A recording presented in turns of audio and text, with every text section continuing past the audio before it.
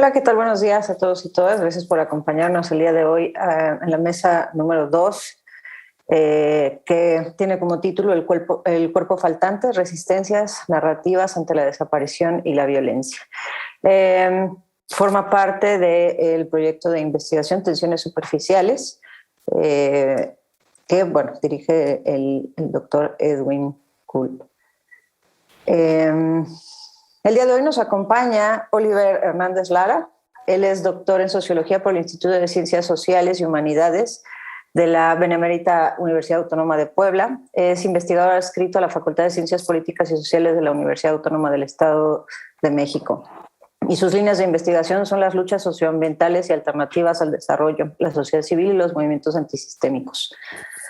Itzel Sánchez, que nos acompaña el día de hoy, es de oficio teatrera, integrante de la colectiva Acción Directa Autogestiva, ADA, una colectiva indisciplinada que ha participado en diferentes proyectos culturales de teatro comunitario, autodefensa feminista y hacktivismos.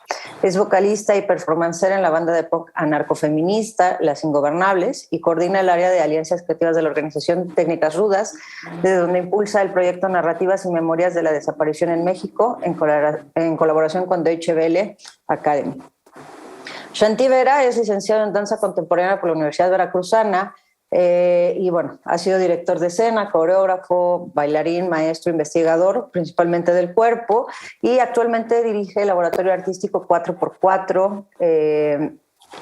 Silvia Reyes, esos son nuestros invitados, y nuestros estudiantes que forman parte de esta mesa. Es Silvia Reyes, que estudia el tercer semestre del doctorado en Filosofía de la Ibero, y su investigación gira en torno al mundo antiguo y la hermenéutica de los clásicos, ligándose al mundo contemporáneo. Manuel Trejo cursa el quinto semestre del doctorado en Filosofía y su línea de investigación tiene que ver con el análisis de las intervenciones estéticas a través de los materialismos contemporáneos. Bienvenidos y bienvenidas, les agradecemos mucho que nos acompañen el día de hoy. Y como comentábamos hace un momento, la idea de esta mesa pretende ser un diálogo abierto que no concluye, al contrario, pretendemos dejar más preguntas abiertas que nos permita obviamente continuar con este proyecto de investigación, pero al mismo tiempo abrir otras líneas de investigación, ¿no? ¿De qué estaremos hablando el día de hoy? Bueno, esta mesa busca analizar algunas formas que, obviamente podrían cobrar la narración de las constantes y múltiples violencias que atraviesan el contexto mexicano, me atrevería a decir incluso latinoamericano, ¿no? Con énfasis en las desapariciones, para interrogar de qué modo se puede contar lo inenarrable. Nos interesa preguntarnos especialmente por modos colaborativos de escritura y performatividad que se inscriben en las superficies de la desaparición para removerlas y producir intervenciones críticas de empoderamiento. Como se podrán dar cuenta, evidentemente las palabras claves de esta mesa tienen que ver con desaparición, tienen que ver con narrativas y con performatividades. Entonces, me gustaría mucho iniciar quizá con una pregunta guía que no necesariamente puede resultar quizá un poco obvia, pero la pregunta sería: ¿qué performatividades supone un cuerpo ausente y por qué resulta necesario narrar dichas ausencias? No sé, Oliver, Itzel, Shanti, Manuel o Silvia, ¿quién le gustaría iniciar con esta discusión? Si les parece, puedo mencionar algunas cositas que quisiera como anotar en ese sentido. Bajo esa idea de las performatividades y un poco retomando lo que comentabas sobre pensar desde México o América Latina, me parece muy importante que estas, digamos, dimensiones sociales del tiempo y del espacio, pues estén situadas, ¿no?, en el contexto que nos atraviesa. Y de alguna manera, a partir de ese contexto histórico específico y del conjunto de violencias que rodean espacialidades como las nuestras, ¿no?, en América Latina, en México en particular, pues dar forma, ¿no?, a una idea de lo que supone la desaparición y este conjunto de violencias, ¿no? El cuerpo ausente, como una expresión de esa violencia, puede ser estatal o puede ser una violencia, digamos, más generalizada, como una dimensión que el capital va estableciendo a partir de su avance, ¿no? De su dinámica de acumulación. Y creo que es muy importante pensarla así, ¿no? Ligado a ese contexto económico, a ese contexto político, y vincularla, pues no para relegarla, digamos, a un espacio privado, doméstico, o para pensarla como una esfera, una expresión separada de ese contexto social más general. Y en ese sentido creo que es muy importante, bueno, por un lado entender ese despliegue de políticas neoliberales o neoliberalización, ¿no? Que me gusta más esa expresión que neoliberalismo, como hay un autor llamado Alberto Bonet que habla de mercantilización de relaciones sociales previamente estatalizadas, ¿no? Las políticas neoliberales implican eso, ¿no? Ese despliegue. Y bajo ese contexto, la precariedad, la vulnerabilización, ¿no? Se reproduce con mayor intensidad, ya no solamente desde el trabajo, sino hasta los espacios domésticos, y supone distintas corporidades en este sentido. Otro elemento coyuntural, pues obviamente también en este caso es el año de, bueno, la coyuntura que se abre a partir del 9/11 de 2001, y eso implica el despliegue de distintas políticas fronterizas, de seguritización del espacio, de militarización incluso, que abre otro momento distinto, ¿no? Para estas dinámicas de vulnerabilización. La migración, ¿no? Para México y América Latina, el desplazamiento forzado y la construcción de ciudades neoliberales, ¿no? Bajo esa idea, ¿no? Bajo una lógica específica. Y por otro lado, pues bueno, para el caso ya mexicano como tal, pues esta guerra contra el pueblo, ¿no? Que algunos llaman guerra contra el narcotráfico, ¿no? Que se detona a partir de 2006. Y bueno, esta idea, esta noción de guerra contra el pueblo es de una periodista, una autora muy interesante llamada Dawn Pauly, que escribe un libro llamado Capitalismo Antidrogas, y ella incluso habla de contrainsurgencia ampliada, ¿no? Es una categoría que propone para pensar cómo los efectos de esta guerra se concentran en unas clases particulares, ¿no? En sectores populares, clases trabajadoras, contextos donde hay una relación entre proyectos mineros o energéticos, por ejemplo, y la vulnerabilización de las corporidades específicas de mujeres, de pueblos indígenas, de etcétera, ¿no? Otro, la restricción de la movilidad como un efecto de esta estrategia de control. Y por último, la restricción de las libertades de expresión en distintos contextos, ¿no? Eso en general implica el despliegue de una dinámica o de una lógica de estado de excepción. Un poco en ese sentido es que Raúl Sibeki comentaba, ¿no? O subraya que el extractivismo en América Latina establece un régimen político de excepcionalidad, ¿no? De estado de excepción para nuestros contextos. Un poco, en principio, ¿no? Para un poco como arrancar en esta parte, ¿no? Lo que comentaba sobre las performatividades. Y bueno, en este sentido pensaba esas performatividades justo como expresiones desde el poder ahorita, ¿no? Solo estoy hablando de ellas, ¿no? Ya desde la resistencia, desde las luchas, desde la emergencia, podríamos mencionar algunos otros elementos, pero en particular, pues creo que pensar ese contexto como ligado a esas dinámicas de acumulación, ¿no? Por despojo, por desposesión. Algunos hablan de acumulación por militarización, por ejemplo. Pues ya implican un contexto específico que nos permite situarnos desde América Latina. Muchas gracias, Oliver, muy, muy interesante, y creo que ahí Shanti asentía y tenía como un punto de acuerdo contigo. No sé, Shanti, si quieres continuar. Hola, bueno, gracias por la invitación. No, más bien estaba tratando como de encontrar como la relación con la pregunta, con todo lo que Oliver me parece que está hablando como de manera general.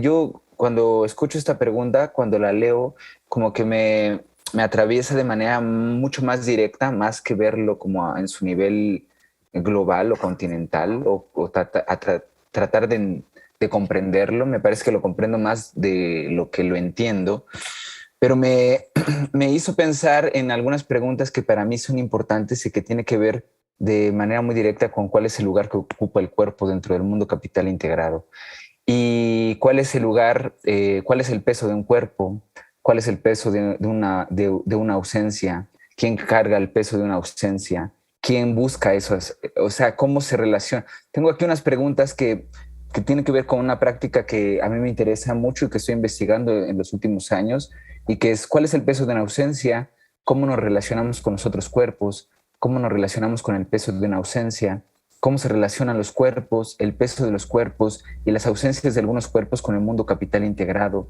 cómo se orienta una vida con el peso de una ausencia y quiénes descubren los canales correctos para encontrar a los cuerpos faltantes. Para mí, como que esta pregunta tiene que ver con la necesaria narrar dichas ausencias. Me parece que ya se está preguntando, que la misma pregunta está diciendo por qué es importante narrarlo, porque estamos como inmersos en una serie de cosas y que me parece que el cuerpo es el punto, como el campo de batalla, podríamos decirle, y que mucho se habla como a nivel como sociedad, como qué es lo que está pasando, pero me parece que las cosas son un poco más directas y más cercanas. Me parece que se modifica todo. Cuando un cuerpo falta, se modifica todo el mundo, pero se modifica tu mundo. Y me parece que a mí me vienen muchas preguntas con esta pregunta. Y me parece que se amplía el campo sensible y me parece que el cuerpo como que deviene en un espacio en donde se empieza a pensar y a relacionarse de manera diferente. Para mí es eso. ¿Cómo podríamos relacionarnos de manera diferente a partir de esto, de manera material? Porque yo creo que el mundo occidental, el mundo de la razón, de alguna manera ha dejado al cuerpo y todo su potencial sensible a un lado o en el último escalafón, y que me parece que esa historia occidental de alguna manera ha hecho que en este presente, pues la desaparición de cuerpos, la violencia hacia los cuerpos, el exterminio de cuerpos, pues sea el problema. Entonces me parece que tiene que ver con cuál es el lugar que le estamos dando al cuerpo dentro del mundo capital integrado. No sé. Claro, muy, muy interesante. Itzel. Hola, ¿me escuchan bien? Perfectamente, Itzel. Qué bueno. Buenas tardes. Muchas gracias por la invitación. A mí me gustaría decir, me siento un poco rara hablando de esto sin que estén los familiares aquí presentes.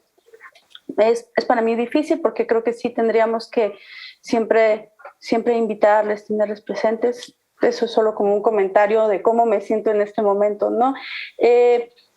Me gustaría decir que creo que sí en México existen más de 100,000 personas desaparecidas a la fecha. Estamos hablando de 100,000 personas desaparecidas. Es una cifra impresionante, es una cifra que no se puede ni siquiera imaginar de repente, ¿no? 100,000 personas que aparte son familias enteras destrozadas, esperando, pero también buscando. Entonces eso es algo muy importante, ¿no? El colectivo Madres en Búsquedas, Coatzacoalcos, dice no se encuentra lo que no se busca, y tienen toda la razón. En este contexto me gustaría decir que nosotras desde Técnicas Rudas siempre pensamos que el problema es el capitalismo, que es un capitalismo activista, que es un capitalismo que esclaviza, que es un capitalismo que despoja. Entonces, que en realidad la problemática viene a partir del sistema, que puede ser trata de personas, puede ser también esclavitud, puede ser solamente una cuestión de poder, de narcotráfico, de tantas cosas que podemos imaginar. Entonces, ¿cómo pensamos la desaparición en un contexto como este? Y en un contexto en donde cada estado existen 2 o 3 colectivos de búsqueda, de familias, de madres, de esposas, de hijas, de hijos, ¿no? Entonces, ¿cómo lo pensamos? ¿Cómo pensamos el proceso de desaparición? Y entonces, a mí me parece que hay una narrativa hegemónica que justamente está pensando en la ausencia y en la desaparición, como algo que se borra, como algo que no está. Entonces, no sé si logro ser articulada en mi pensamiento, pero lo que pienso es que tendríamos que hacerlo a partir de otro tiempo, otro espacio, y también pensar en que lo que se está construyendo ahora es la memoria la justicia, se está pensando en qué es la justicia en México. Hay una madre que dice, ¿existe la justicia en México? Yo la voy a seguir buscando, pero existe. Y entonces que son elementos que se están poniendo en juego con la búsqueda, que se están poniendo en juego en cómo pensamos la desaparición, porque no hay una ausencia. El Estado quiere decir, hay ausencia, ya no existes, ya no estás, te borramos, ni siquiera tu nombre. Y si te llegamos a encontrar hasta en tu acta, ponemos mal la fecha de tu desaparición, tu nombre, porque no existes. Y las familias lo que están diciendo es, claro que existes. Y las madres lo que dicen es, existe cada momento en la vida porque yo lo nombro y cuando lo nombro está presente. Entonces las ausencias no es una cosa, o sea, pienso que, como dicen, ¿no? Es la ausencia del cuerpo, pero al final también es una presencia que está en la realidad, que está en tensión y que están en la lucha de la existencia. Entonces, pondría en discusión esto de la ausencia. ¿Qué significa la ausencia para nosotras, para nosotres? ¿Cómo la planteamos? Y cómo eso que parece ausencia se vuelve más presente y aparte detonan revoluciones, detonan búsquedas, detonan subversión. No sé cómo pensarlo así, creo que sería importante en un país como el nuestro. No sé si respondí la pregunta. Muchas gracias. No, me parece en realidad fundamental justo lo que estás diciendo, ¿no? O sea, creo que a partir de estas narrativas hegemónicas me vienen como dos cosas significativas, ¿no? En esto de la desterritorialización, del extractivismo, al final acaban siendo un juego de palabras, ¿no? De cuerpos despojados y el despojo del cuerpo, pero al final también es una cuestión en donde no... o sea, como el simplemente nombrarlo hace que exista, entonces propiamente no hay una ausencia, ¿no? Creo que sí es importante esta reflexión que estás haciendo. Silvia, ¿te gustaría agregar algo al respecto? Bueno, pues estoy muy impresionada con todas las intervenciones. Creo que justo esto de no tener un formato a veces desequilibra un poco porque se me vinieron muchísimas ideas a la cabeza. Recordé, por ejemplo, a Judith Butler con el término de vulnerabilidad, cómo al final somos vulnerables de distintas maneras, ¿no? Como bien lo señalaba Oliver. Somos vulnerables en México en muchos sentidos, ¿no? En muchos sentidos de pobreza, de género. También recordé el concepto de nuda vida, ¿no? De Agamben y de cómo cualquiera realmente podría, no, ahora ya no desaparecer, pues, o podría ser desaparecido o podría ser asesinado por el Estado y entonces parecería que no pasó nada, ¿no? En este sentido. Bueno, Shanti también hablaba, por ejemplo, de cómo se ha relegado al cuerpo. Yo estoy de acuerdo, o sea, creo que por una influencia, pues quizás sí cristiana, ¿no? Hemos como relegado al cuerpo y por eso a veces se ve tan mal cosas como la ética del placer, por ejemplo, donde se da una prioridad mayor al cuerpo, ¿no? Al disfrute. Y en este sentido, pues me parece que vivimos en un momento como de, vaya, como si se contrapusiera por un lado un cuerpo sufriente y por otro lado un cuerpo que debe tener todas las cosas que desea, materiales, capitalistas, y aquí es donde se integra un poco esta idea del capitalismo voraz, de cómo tienes que consumir todo el tiempo y al final pues nunca puedes llegar a ni siquiera a sentirte bien contigo mismo, ¿no? Y bueno, respecto a Itzel, yo la verdad ayer que estaba leyendo lo que ella hace me quedé sin palabras. Sinceramente creo que tengo muchísimo que aprender y pues más bien me gustaría seguirla escuchando porque creo que es muy difícil pensar en las ausencias. Vaya, yo creo que la filosofía o la historia o lo que sea puede teorizar un montón, ¿no? Pero creo que es muy diferente lo que yo puedo decir desde un escritorio a lo que hace Itzel, ¿no? Que por lo que entiendo está con los colectivos de estos cuerpos que están buscando a los otros cuerpos, ¿no? Que también ahí de nuevo me recuerda un poco a Butler, en estos cuerpos congregados para buscar algo. Entonces, pues yo más bien me gustaría seguirlos escuchando y pues por ahora es lo que tengo que decir. Gracias, Silvia. Manuel. Perdón. Bueno, yo la verdad es que también un poco estar expectante del formato parece un poco complicado a veces para mí, pero en general me gusta mucho lo que se está comentando. Yo quisiera partir, digamos, de la idea del cuerpo faltante, que para mí, digamos, de alguna manera es una cosa problemática, ligarlo con la narración, en el sentido de que si la categoría faltante viene de el axioma psicoanalítico que dice que la falta activa de alguna manera como carencia el deseo, digámoslo así, y me cuesta mucho trabajo porque a veces la ausencia verla como una carencia, un poco como lo que decía Itzel, ¿no? Tenemos que repensar esa ausencia porque de repente pareciera que esa ausencia, el término ausencia ya supone haber cubierto la desaparición simplemente y dar un carpetazo a lo que pasó. Y en ese sentido pensaba que si siempre es necesario narrar, es decir, a mí me cuesta también, por eso que quería ligarlo con esto, me cuesta trabajo si siempre es necesario narrar una desaparición. A veces pareciera que los tiempos en los que estamos, ¿no? Por ahí se mencionaba, los tiempos del capitalismo, pues suponen más bien un mercado de narraciones en donde ir con la categoría luego de narración supone enfrentar ese mercado de narraciones donde quizá necesariamente vamos a perder, y a veces pareciera que la narración podría más bien no ser el mejor camino. Eso no supone no hacer nada, sino solo me pregunto si a veces, y tampoco es una propuesta, digamos, ¿no? Solo me pregunto si a veces, digamos, cierto distanciamiento que no suponga necesariamente jugar con ese o entrar a ese juego de narraciones. Y eso lo digo en el sentido de que el capital en lo general supondría un mercado de narraciones, pero en lo particular supondría estrategias de medios con los cuales no necesariamente se puede competir todo el tiempo para visibilizar esas narraciones.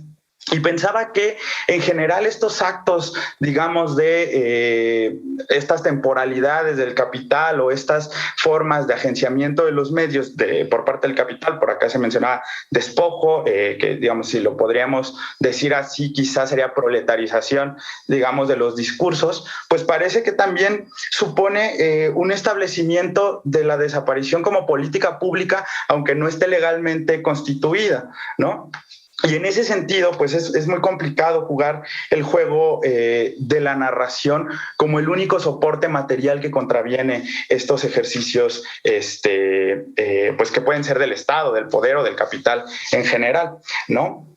Y pues finalmente yo creería que de alguna manera podríamos verlo y quisiera ejemplificarlo con lo que está pasando en el gobierno actual. Es decir, digamos, se habló mucho de las formas en las que el gobierno encubría la verdad, de las formas en las que el gobierno establece verdades históricas de alguna manera, pero de igual manera este gobierno parece que en una especie de afán de reconstitución de todo lo que ha pasado en el país, pues propone una gran narración, ¿no? Que al mismo tiempo supone una reconciliación. Y mi pregunta más bien sería si esa especie de gran narración va a concluir o necesariamente coincidirá con las formas de justicia que están pidiendo pues todas las familias de los desaparecidos, como decía Itzel, ¿no? Quizá necesariamente esta gran narración no que se pretende desde este gobierno, pues no necesariamente coincida con las formas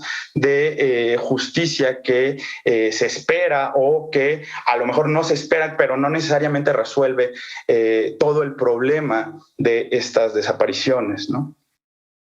Claro, creo que es bastante importante, pero aquí justo señalaría lo que mencionaba tanto Itzel como Oliver, ¿no? O sea, estamos hablando, o en este sentido se está hablando de narrativas hegemónicas, ¿no? Quizá la reflexión, la discusión, me atrevo un poco a decir, buscaría las narrativas contrahegemónicas, ¿no? Las narrativas alternativas, las narrativas que resignifican, que reivindican, ¿no? ¿Shanti? Sí. Nada, pensaba un poco a partir de lo que decía Manuel y sobre todo lo que decía Itzel, cómo pensamos el cuerpo faltante. Eso es algo que nosotros dentro de 4x4 lo pensamos como que hay algo faltante en el imaginario que tiene que ver con normalmente el imaginario dominante tiene que ver con un norte. Nosotros pensamos que hay un sur que es necesario ser pensado, pero no lo decimos solamente a nivel abstracto, sino a nivel muy concreto, que tiene que ver con cómo estamos pensando los cuerpos. El cuerpo, ¿cuál es el lugar que ocupa el cuerpo? Entonces, pienso que dentro de ese lugar, a partir de lo que decía Itzel, a ver si no me lío, yo encontré algo también sobre la narrativa que me parece muy importante, lo que dice Daniel Arrea, que ella pone como ejemplo a la obra de Antígona, donde se refieren a un cuerpo que está insepulto en las afueras de la ciudad y que le dice que es necesario ayudar a cargar ese cuerpo y a enterrarlo.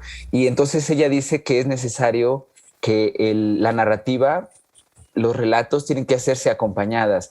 Y a mí me gustó mucho cómo lo menciona en ese sentido. Me hizo encontrar también a no sé si ustedes conocen la crónica de los desenterradores de Paula Mónaco Felipe y Wendy Selene Pérez. Me gustó mucho porque tiene que ver un poco con lo que dice Itzel. Ahí encontré a integrantes del colectivo El Solecito en Veracruz que están narrando, están buscando, pero no solamente desde un lugar. Gonzalo lo está haciendo a través de los sueños y que también se me hace como un lugar muy, muy, muy potente en el sentido en el que es un lugar muy material.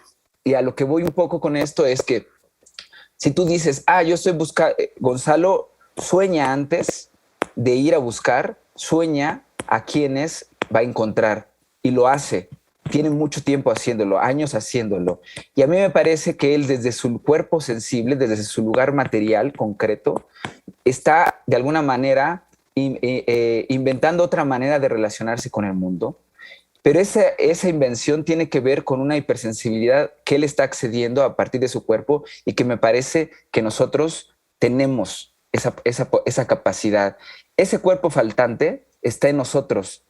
¿Qué estamos haciendo cada una de nosotras, de nosotros, como quieran nombrarse, para acceder a esa sensibilidad que nos permite relacionarnos con el mundo de manera diferente? Por eso pienso que estas discusiones tienen que ver con un lugar ético sensible en cómo estamos leyendo y relacionándonos con el mundo.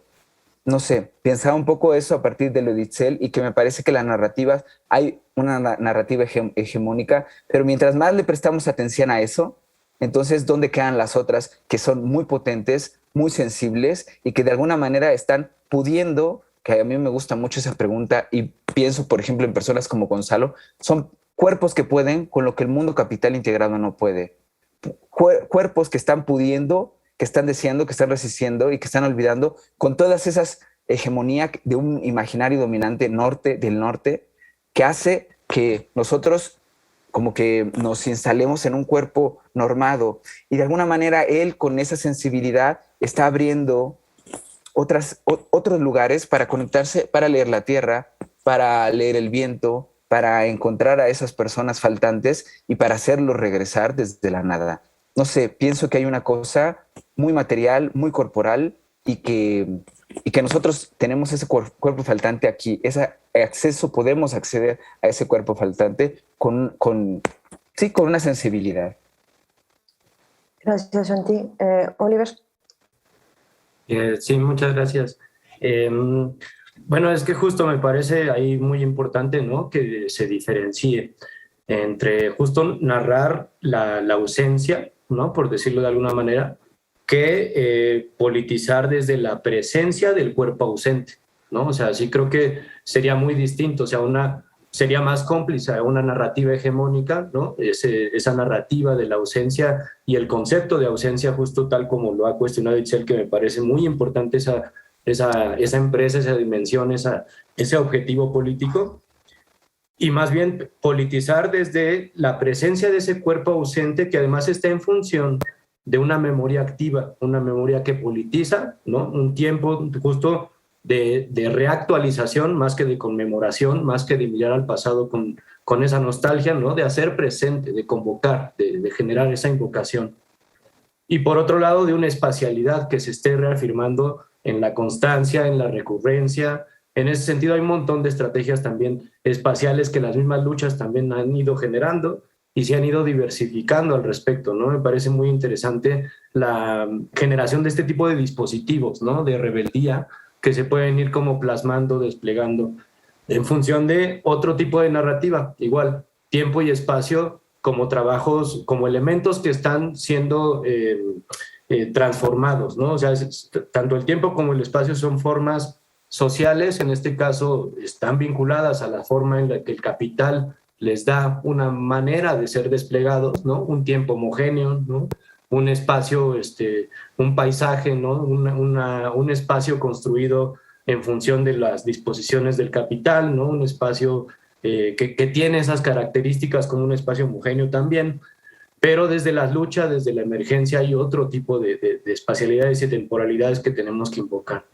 Y eso, creo que sí, pues es en ese sentido pensarlos como espacios de disputa, la narrativa como una disputa, ¿no? Los conceptos como algo que tenemos que también, digamos, como pues quitarlos de esa narrativa hegemónica, ¿no? Como disputarlos en ese sentido. Entonces, creo que sí es muy importante en ese sentido pensar o establecer un conjunto de codificaciones sobre esas disputas, ¿no? Establecer otros puntos, otros horizontes de politización en ese sentido, y a partir de ahí también, tanto quienes hablan, ¿no? Que eso ya es un asunto ya de por sí muy importante, como de qué manera es que lo hacen, nos dan muchos matices para pensar pues esa hegemonía, ¿no? De los medios de comunicación y de los recursos pues tan diversos que en efecto, pues en este caso Manuel nos comenta, ¿no? Que tienen muchos recursos en ese sentido, pero bueno, el despliegue de distintas estrategias, tecnologías, formas espaciales, energías sociales que se juntan, pues, y personas, pues, familiares, víctimas, etcétera, que están ahí para desplegar esa disputa, ¿no? Y en ese sentido creo que sí es muy importante justo que el dolor, que esa dimensión sensorial, por supuesto, ¿no? Yo estoy de acuerdo en Shanti con ello, sobre ello, por supuesto, no se trata nada más de una dimensión como racional, como objetivista, ¿no? Sino esa dimensión sensorial, el dolor como un elemento también que nos permite politizar y, digamos, tomar partido, postura.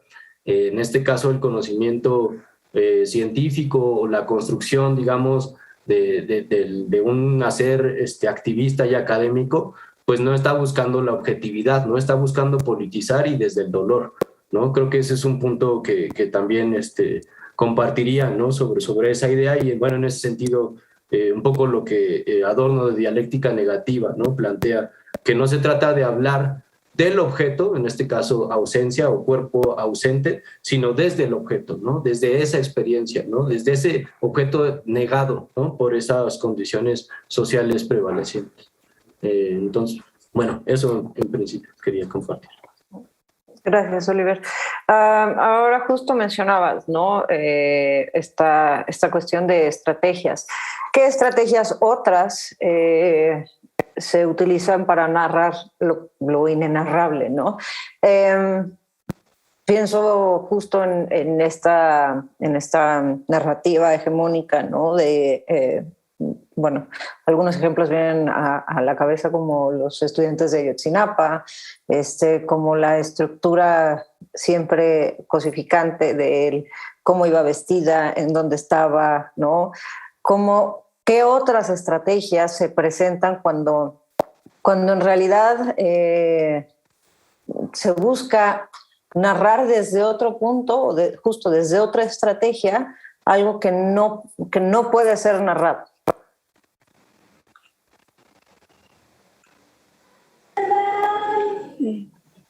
¿Puedo hablar?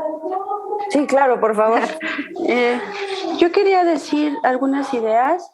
Uno, que efectivamente nosotras pensamos que se trata de compartir el dolor y que, como dice el compañero, sí es partir del dolor y que tiene que ver compartir el dolor pero no para quedarnos en el dolor, ¿no? Pero ahí está el reto, ¿cómo no nos quedamos en el dolor? Unas madres decían pues que cuando llegábamos y decíamos, pues es que hay que sanar procesos, bla, bla, bla, ya sabes. Y no, pues yo no tengo nada que sanar. O sea, yo no voy a sanar que mi hijo no está, ¿no?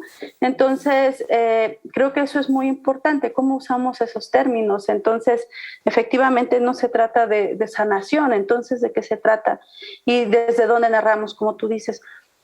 Y para nosotros, recuerdo que hace muchos años leí a Benjamin y me resultó me llamó mucho la atención cuando habla de la rememoración, cuando habla de la redención, y entonces pensamos en el término de memoria viva, ¿no? Que tenemos que generar una memoria viva, que es una respuesta a esta memoria que genera el Estado, que es memoria de archivo, memoria muerta, memoria de fechas importantes, y generar esta memoria en donde el pasado, el presente y el futuro están interactuando y están en un todo, ¿no?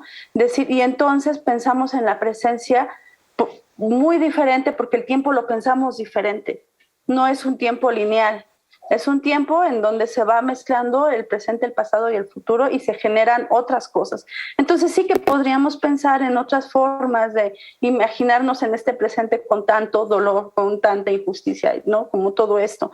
Y desde dónde nosotras hemos encontrado algo, ¿no? Desde dónde contamos, desde dónde narramos, desde dónde estamos frente al horror, y es el horror de la muerte, el horror de las cosas más terribles que puede hacer el ser humano, ¿no? Y la respuesta que nosotros encontramos es desde la poesía, que tenemos que aprender a vivir en poesía, que es a partir de la poesía que se puede generar algo diferente, un pensamiento diferente. A mí me impresiona mucho una marcha que hace Maricela Escobedo, cuando está tan desesperada que lo que dice es: voy a salir desnuda, y hace esta marcha de cuerpos desnudos por toda la carretera. Y tú lo lees y dices, claro, encontró una forma poética de manifestarse y encontró en eso una forma diferente, ¿no?, de poder canalizar esa rabia. Entonces, pensamos que contamos desde la poesía, desde la dignidad, desde quien lleva la voz cantante, quien lleva la voz del coro son los y las familiares, y desde compartir el dolor, pero para llegar a otro punto, ¿no? Para llegar a otra forma de existencia. Claro, totalmente, porque aparte, ¿cuál es la sanación si en realidad el acto no fue cometido por los propios familiares, ¿no? O sea, es algo que se les hace y que no depende única y exclusivamente de ellos. Y recuerdo esta manifestación de Maricela Escobedo y sí tiene una potencia, ¿no? O sea, bastante significativa en cuanto a lo que está diciendo sin decirlo, ¿no? No sé, Manuel, Silvia, si quieren agregar algo. Sí, bueno, yo digo, a mí me impacta, o sea, confieso que soy un poco, ¿cómo decirlo? No que tenga un problema, sino más bien a mí a veces me cuesta mucho acercarme a estas narrativas de las desapariciones quizá por la mera educación que uno ha recibido, digamos, desde la academia y esta política de la sospecha que a veces tiene todo ejercicio académico sobre cualquier otro ejercicio. Y, digamos, frente a esto, yo no sé si también habría que pensar, y solo lo pongo como, digamos, como algún argumento que también tendríamos a veces que estar presente. Muchas veces a mí lo que me cuesta entender, y creo que nadie está aquí para responderlo, pero digamos, yo creo que muchos nos podríamos identificar con este proceso. A veces los ejercicios narrativos para mí me resultan muy complicados porque los procesos de identificación con eso o digamos de verlo desde fuera pues también resulta complicado. Y en ese sentido, yo pensaba que de alguna manera, cuando se mencionaba Adorno, ¿no? Oliver me parece que lo mencionaba, en la discusión con Benjamin, Adorno le revira a Benjamin un poco esta idea de la vanguardia que viene a salvar la vida, y Adorno lo que dice es, pues la vanguardia, el problema es que si la insertamos en la vida cotidiana, pues perdería esa negatividad y esos procesos de sustracción que son críticos, ¿no? En ese sentido, yo a veces es lo que me cuesta mucho con las formas de activismo, y de hecho pienso, nada más para terminar, digamos, pienso mucho en los medios otra vez, ¿no? Es decir, quizá esa forma en la que a mí me cuesta entender los activismos tiene que ver más con la forma en la que el medio nos pone o nos determina una forma narrativa, y pienso que muchas veces, otra vez, esta política, yo entiendo que hay políticas hegemónicas de la narración, pero también creo que muchas veces ciertas políticas narrativas, al no tomar en cuenta el medio, terminan en ejercicios representacionales netamente del problema, y creo que eso también va a dar lugar a pues cierta banalización, que quizá estoy diciendo solo lo obvio, pero cierta banalización y el borramiento. Y más bien, a mí quizá pues me hace mucho sentido a veces las formas o las intervenciones en las que no solo se busca narrar, que es importante, sino que a veces se busca poner en juego, digamos, la materialidad del medio que está narrando, ¿no? Y creo que eso también a veces es importante tomarlo en cuenta, ¿no? Gracias, Manuel. Les recuerdo a todos los demás que están aquí que pueden participar en la discusión en el momento en el que ustedes lo decidan. Shanti, creo que ibas a mencionar algo. Perdón, Silvia. Hola, sí, pues la verdad es que yo más bien tengo un montón de preguntas, más que las que tenía antes. Por ejemplo, justo cuando se mencionó esto de Maricela Escobedo, me puse a pensar también en este documental de Netflix, que la verdad es que me pareció muy potente, muy fuerte, pero también un poco siguiendo la intervención de Manuel, pues pensar en qué momento el capital empieza a absorber estas narrativas y hasta qué punto sí y hasta qué punto no, o qué se podría hacer, ¿no? Porque, no sé, o sea, también me pongo a pensar en que puedes entrar a Facebook o Twitter o cualquier red y en un momento, no sé, en 20 minutos ya viste pues, que hay una chica desaparecida en la Ciudad de México, que hay una persona que se está buscando en, no sé, Veracruz, y todo eso te empieza a bombardear y al final... pues yo muchas veces me he preguntado, ¿realmente sirve que yo esté compartiendo esta imagen aquí en mi muro con mis 3 amigos? ¿O realmente podría hacer algo más? Y si es así, ¿qué podría hacer? Porque, pues justo, ¿no? Llegas a un momento donde pues tienes tu vida muy académica y de repente eso nos hace, sí, un tanto egoístas, pero también el no saber cómo integrar otras maneras de pensar o de colaborar. Y pues yo sigo con muchas preguntas sobre los colectivos, ¿no? ¿Cuáles son sus herramientas? ¿Cómo funcionan? ¿Y qué se puede hacer desde acá? Creo que esa iba muy dirigida a Itzel, Silvia. Entonces no sé si Itzel quiere responderte. Sí, muchas gracias. Yo no sé, o sea, no soy un familiar, soy persona que ha estado junto y entonces igual ellos son los que tendrían que hablar, pero lo que sí sé es que ellos dicen, claro que sirve compartir una ficha, porque en una de esas tú no sabes y la persona que estás buscando la ves en la calle, ¿no? O con el hashtag lo puedes buscar, o tan solo porque cuando aparezca ese familiar y se google va a ver que mucha gente lo estuvo buscando, ¿no? O sea, creo que formas de participación hay muchas. Claro que compartir una ficha será lo más fácil para nosotros, pero pues a lo mejor salir e ir con los colectivos y decir que puedo ayudar, ¿no? Porque, o a lo mejor incluso tomar la fotocopia de una ficha y pegarla tú, aunque no conozcas a esa persona, ¿no?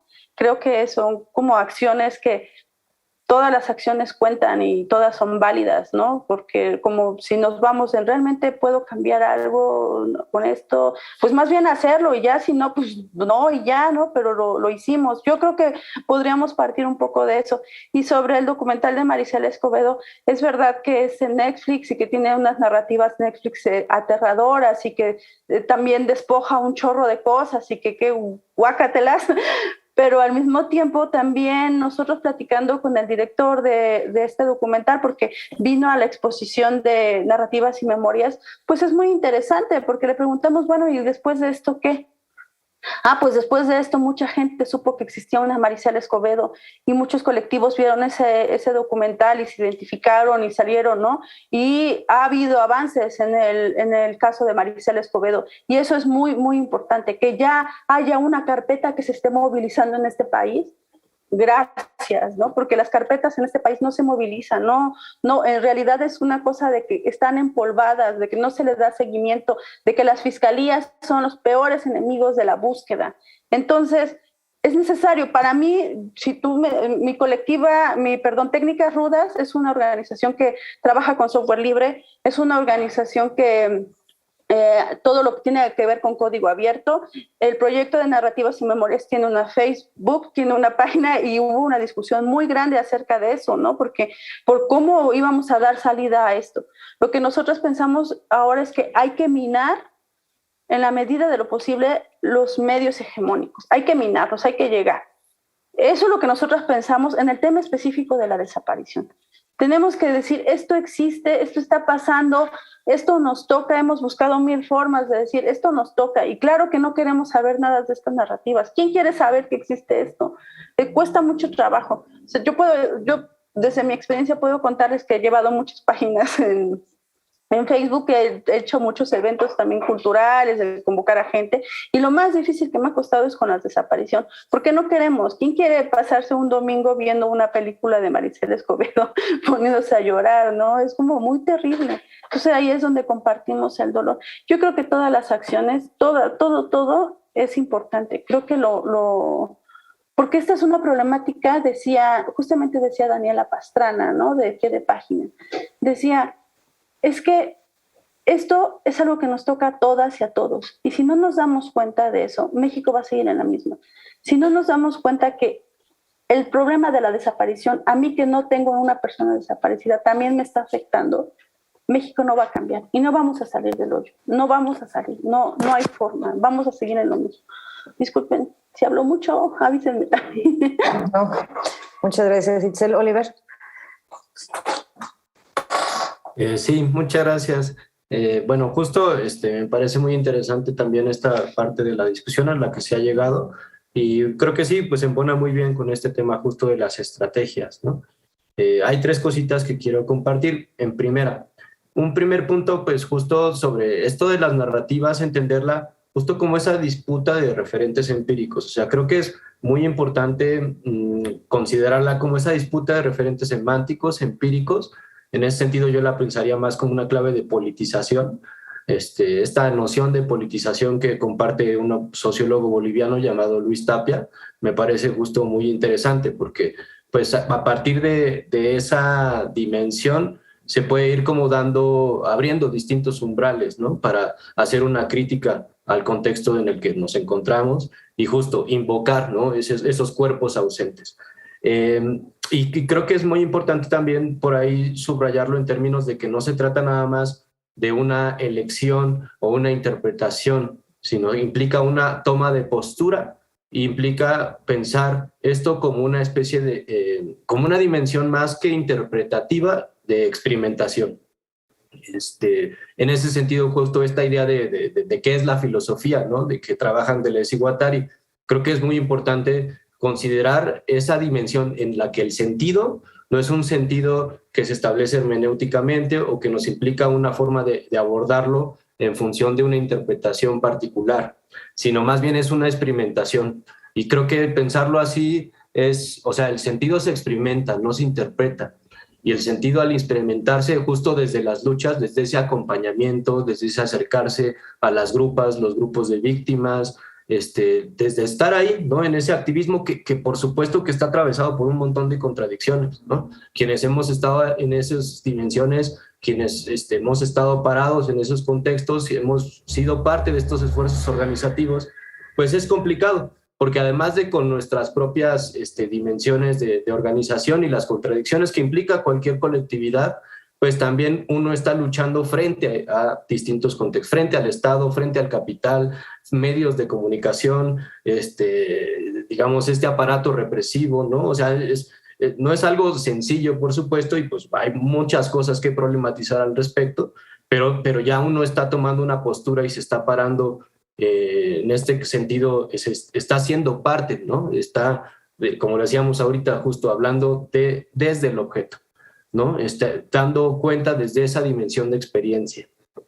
Y creo que esto sirve para alejarnos de otro tipo de narrativas que pueden resultar como indolentes incluso, ¿no? A veces muy descriptivas o más bien cuantitativas, ¿no? Que nos hablan a veces de las cifras, ¿no? Y que o sea, nos dan una idea del terror que también está bien, pues, justo denunciar, hacer como todo un trabajo de geografía, de cifras, estadísticas y dar cuenta de esos incrementos de violencias tan terribles, pero es ponerle nombre también, ¿no? O sea, si no nada más desde una dimensión cuantitativa, sino justo es esa dimensión que nos permite exponer, invocar, pues, en ese sentido.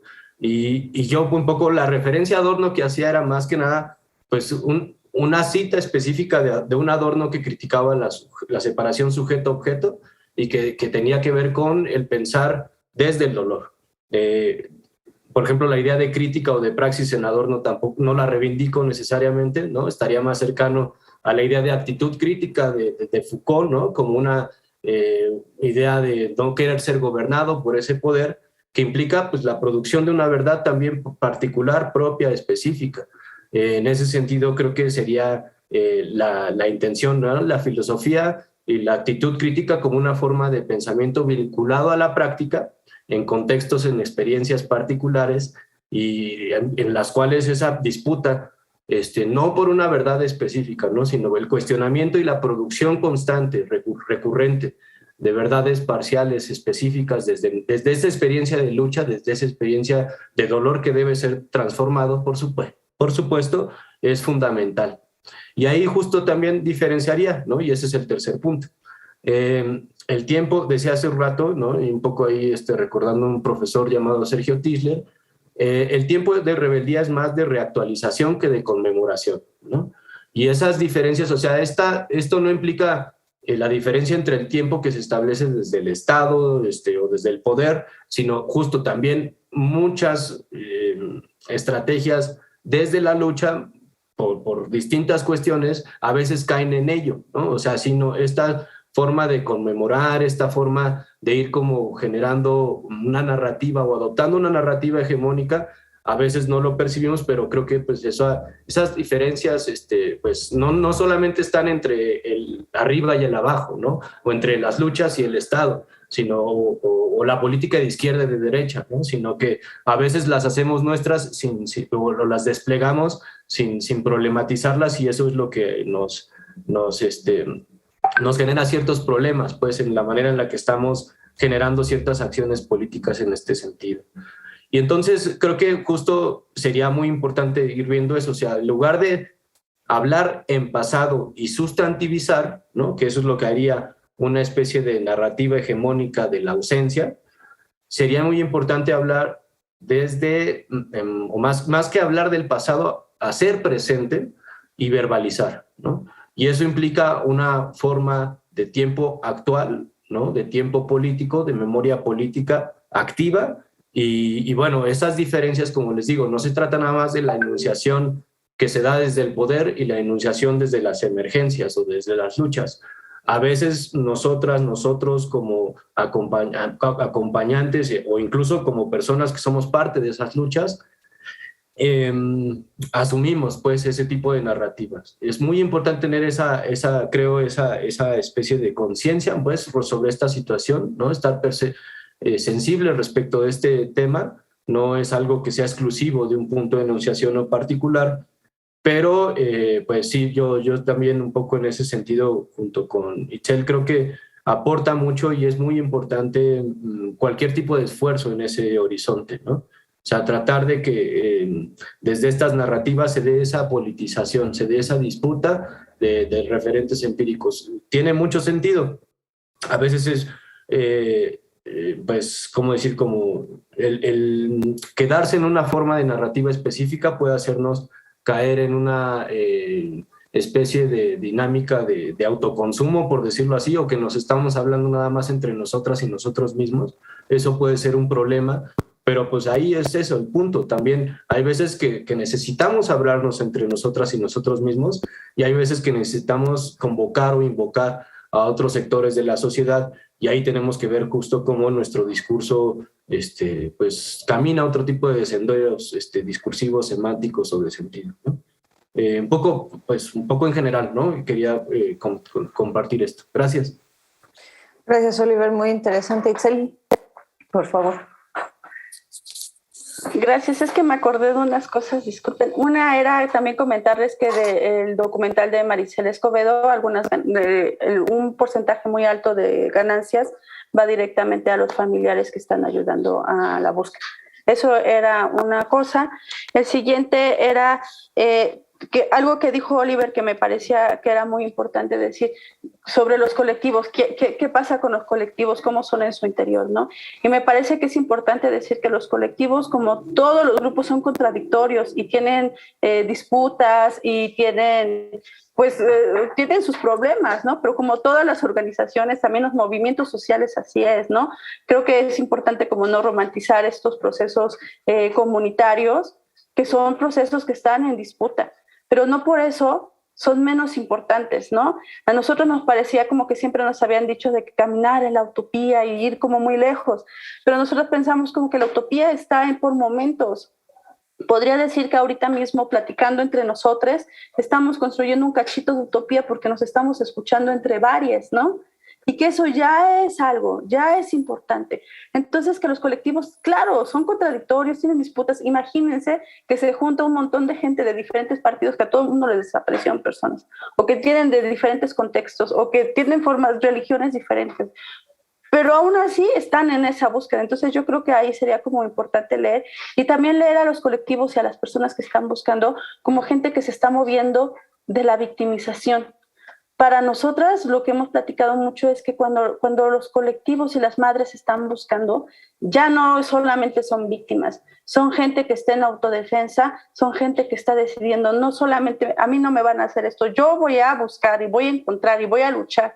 Y eso ya es moverse del lugar.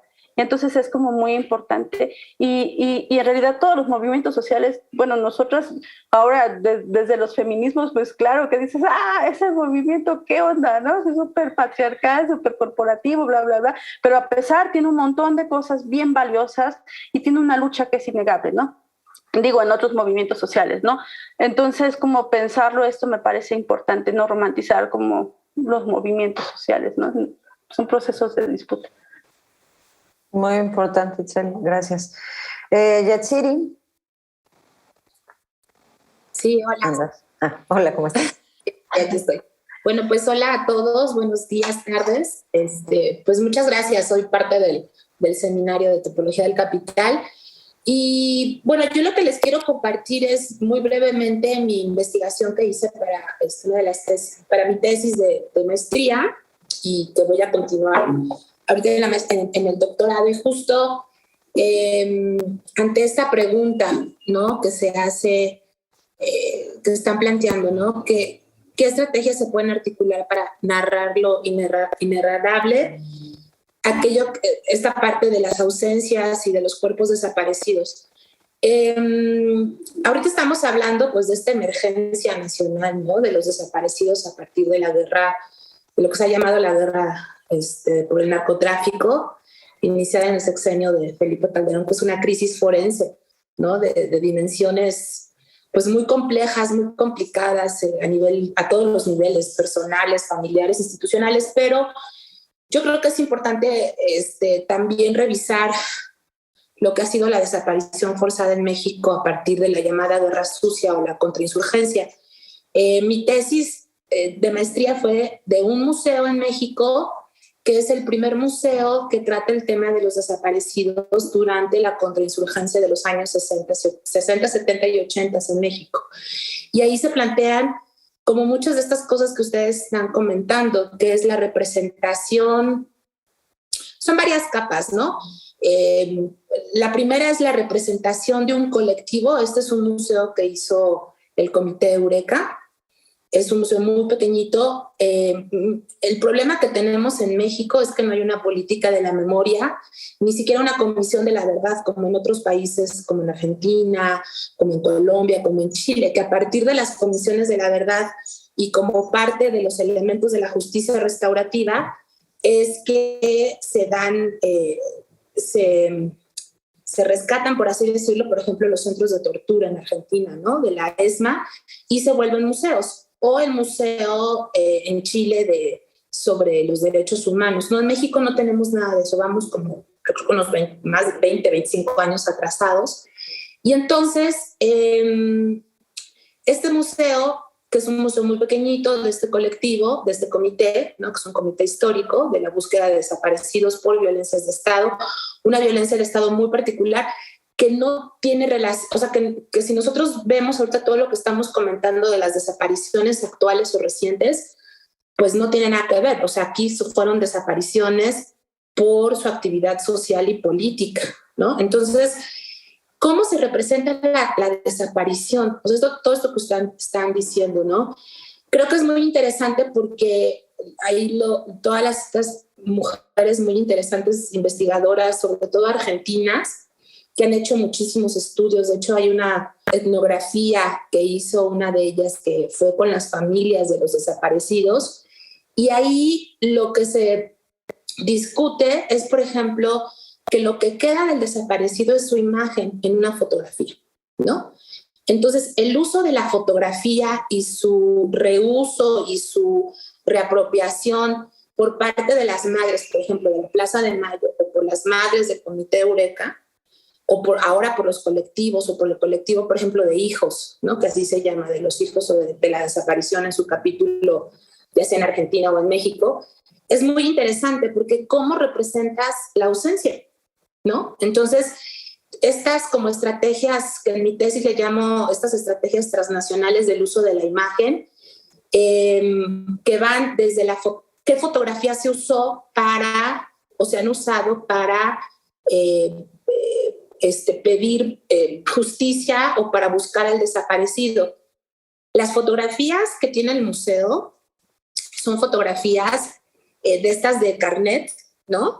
De cuadrito que uno se va y se toma y que ocupas para las credenciales. Bueno, ahora ya no, pero antes se tomaban estas para un montón de documentos oficiales, porque es lo que había, ¿no? Muy pocas fotografías son en eventos sociales de la gente, salvo 2 o 3 son de las personas. Por ejemplo, hay una foto de uno de los desaparecidos, familiar de Rosendo Radilla, ¿no? Que es uno de los casos más emblemáticos.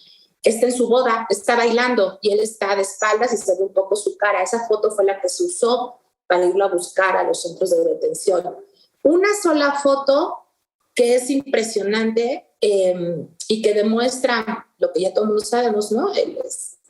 Cómo el Estado y todos la Procuraduría de ese entonces y los militares, es que es una fotografía del detenido desaparecido en una oficina, en un centro policíaco.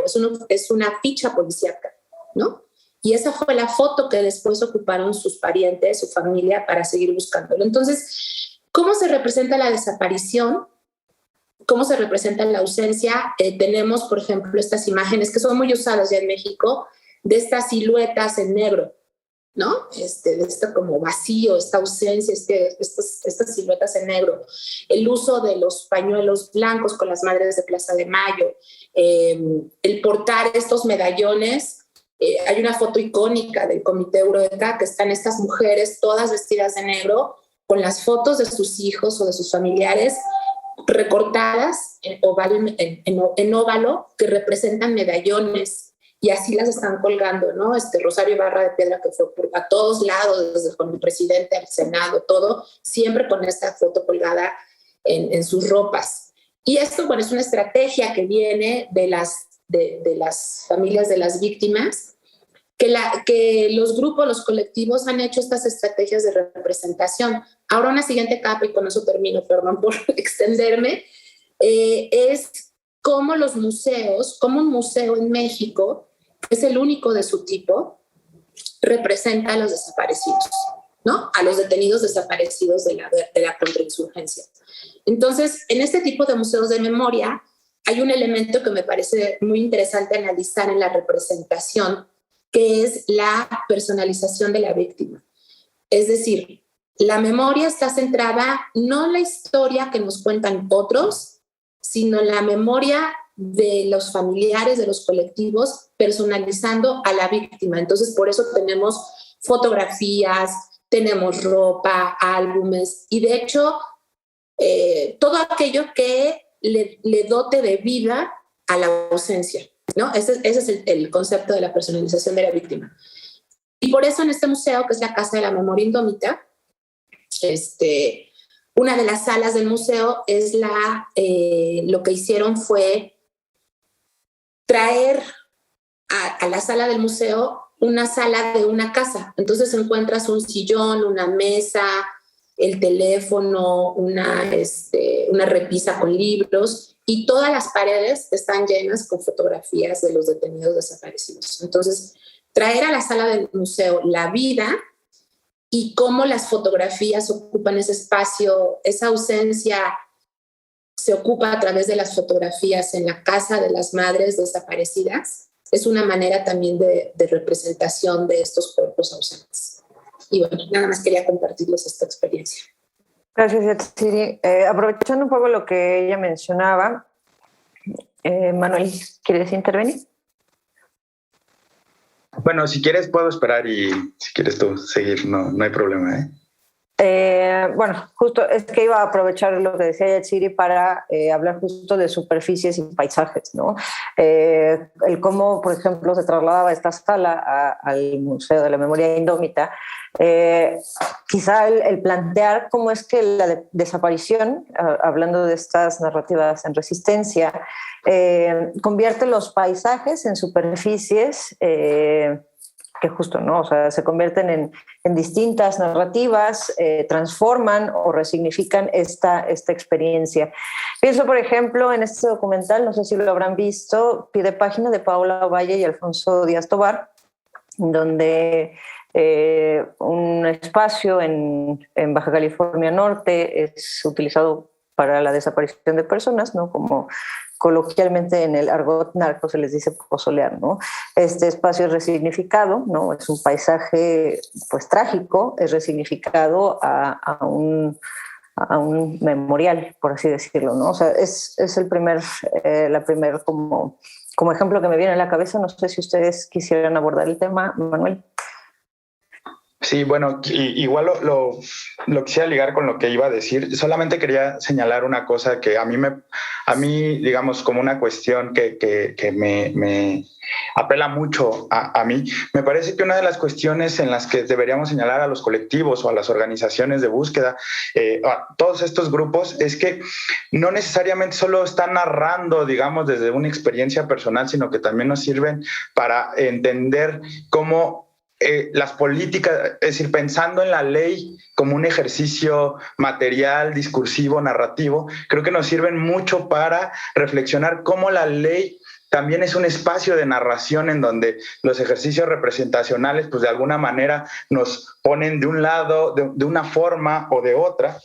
Y creo que en ese sentido, estos momentos a donde muchas veces llegan estos movimientos, es a no solo, digamos, optar por la narración de la ausencia o una otra narración de la ausencia, sino que necesariamente con lo que nos topamos al final es con que pues también hay que contravenir esa forma narrativa hegemónica, si se quiere, pero una forma narrativa que socializa todas las formas en que nos representamos, y es la forma de la ley.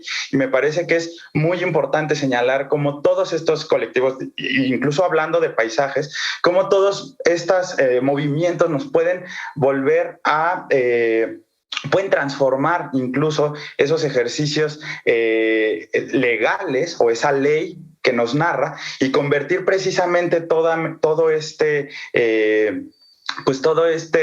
entramado hegemónico pues en diferentes formas de paisajes y de habitaciones. Por ejemplo, pienso simplemente cómo, y otra vez estoy diciendo lo obvio, pero como en el gobierno calderonista pues todo era, digamos, una especie de guerra donde el culpable pues era porque o se puso ahí por accidente o porque tenía algo que ver, ¿no? Es decir, solamente era en el campo de batalla, digámoslo así, hasta esas figuras se usan, pues solo estaban o los malos o los que tenían algo que ver o los despistados y precisamente el daño colateral.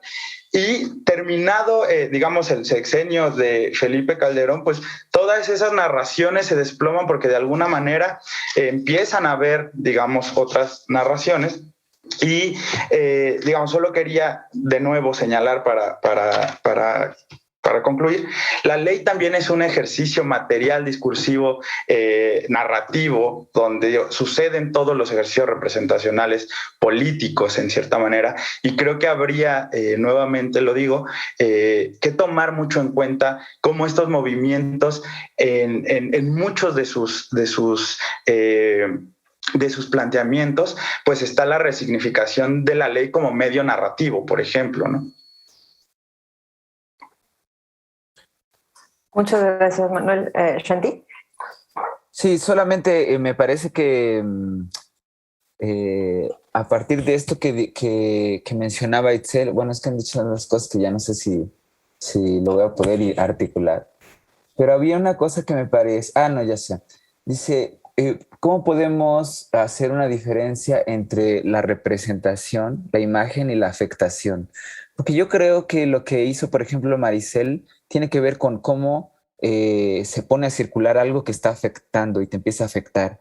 Y el problema un poco con la representación es como que se pone un escaparate y se hace esto para las personas que lo vemos. Pero me parece que el campo, la poesía, por supuesto, el campo de la práctica artística tiene ese lugar de mediar ciertas distancias que ayuden a afectarnos. Me parece que hay muchas prácticas que están, entre ellos el cine. Pienso, por ejemplo, en esta película de Sin Señas Particulares. Pienso mucho en cierto trabajo periodístico que tiene que ver más con cómo habitan la palabra crónica, las crónicas desde un lugar poético más que solo en lugares de cifras, ¿no? Y me parece que narrar, intentar narrarlo desde esos lugares sensibles pueden como de alguna manera sugerir una media distancia, ¿no? Pienso que esas acciones tienen que ver con cultivar esa memoria viva de la que habla Itzel y que esa memoria viva está procurando vida, ¿no? Y también pienso que a partir de lo último que decía Manuel, que tiene que ver con la narración de los espacios legales, pienso que en Latinoamérica tenemos más espacios simbólicos que legales.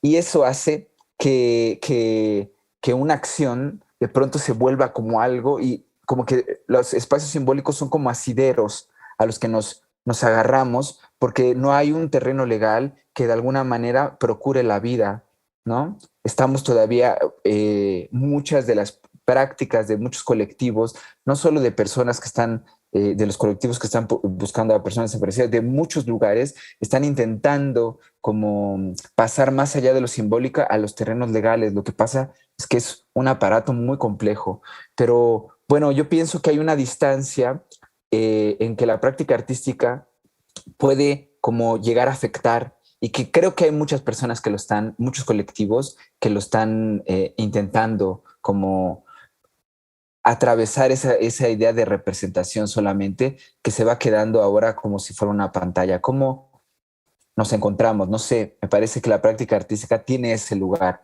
¿no? Y por eso lo de Maricel, o por eso, bueno, muchas poetas que están narrando, atravesando el dolor, pero también como intentando encontrarte, ¿no? Para hablarte de manera como personal. No sé, pienso en este libro que escribió Merta Luz Pérez Robledo, que es mi madre, que se llama La muerte no es todavía una fiesta, que se lo dedicó a mi hermana, Nadia Vera, y que yo lo leo y digo, claro, es que esto me atraviesa de manera directa, ¿no? Están narrando cosas de manera que atraviesan el dolor y que van hacia otro lugar, que afectan, no sé. Muchas gracias, Shanti. Voy a darle la palabra al doctor Edwin, porque como es administrador no se ve su manita, pero ya la tenía levantada hace ratito. Edwin. Gracias. Perdón, no quería interrumpir el flujo de la mesa, que de verdad me siento honrado de poder participar y de poder decir algo. La discusión es sumamente interesante y desde luego no quería interrumpir el lugar en el cual nos está dejando Shanti, un lugar que definitivamente queda atravesado por el cuerpo y que queda atravesado por una experiencia, en su caso, muy, muy suya, pero también que pasó por y que atravesó cuerpos de muchos otros que quizá no conocíamos, ¿no? Yo quería retomar casi la apertura que hizo Itzel, que me pareció maravillosa, de la mesa, ¿no? Y en su invocación de ciertas ausencias, ¿no? De quienes faltan por hablar, no solo los cuerpos que faltan, sino quienes faltan por hablar, y que es un lugar recurrente en la academia, ¿no? Que en general nos pasa, pero que no lo quiero retomar como un problema, digamos, para hacernos sentir mal, sino más bien para dar cuenta de que en general, cuando hablamos de violencia y desaparición forzada, siempre estamos ante una falta, siempre estamos ante una incompletud. Quizá la palabra falta, es cierto lo que dice Manuel, tiene una connotación ahí de otras tradiciones que podría llevarnos por otros lados, pero más bien de una suerte de incompletud. No podemos abarcar completamente este fenómeno como por más que quisiéramos. Y entonces es donde me parece a mí que viene este problema de la narración, que quería también retomar con respecto a lo que Manuel provocaba un poco en esta mesa, y me parece muy interesante, muy sugerente su provocación. Pero creo que quizá lo que podría estar molestando de la narración es cuando hablamos en voz de otro, ¿no? Cuando yo decido narrar para ponerme en la voz del otro. Y quizá es allí donde no es justa la narración. Yo uso la palabra justicia con mucho cuidado aquí. ¿Por qué tendría yo derecho de hablar en voz de otro? ¿Por qué podría hacerlo? Si eso es lo que hacen evidentemente los sistemas que estamos tratando de pensar y de echar afuera, ¿no? Pero eso no significa que tengamos que despojarnos de la narración en su conjunto. Eso no significa que tengamos que despojarnos de la posibilidad, y lo voy a deslizar un poquito, de generar imágenes o de generar representaciones, como decía ahora Shanti. Todo lo contrario, el hecho de que tenga que ser consciente de no ponerme en la voz del otro no hace que yo deje de narrar, no hace que me vea obligado a dejar de narrar, sino al contrario, tengo que reapropiar ese mecanismo, como también hace un rato decía Shanti.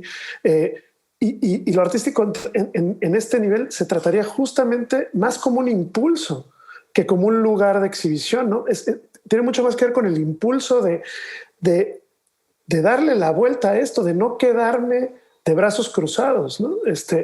Y de que la academia, sin dejar de ser academia o en los límites de lo que le toca, pero sin extinguirse a sí misma, sin convertirse directamente en el activismo, no renuncia a su lugar de enunciación, y desde ahí, ¿no? Y que el arte no renuncia a su lugar de enunciación, y desde ahí, claro, es un reto dificilísimo y no lo vamos a lograr la mayoría de las veces, pero eso no significa que no debamos de dejar, que podamos dejar de insistir en ello, ¿no?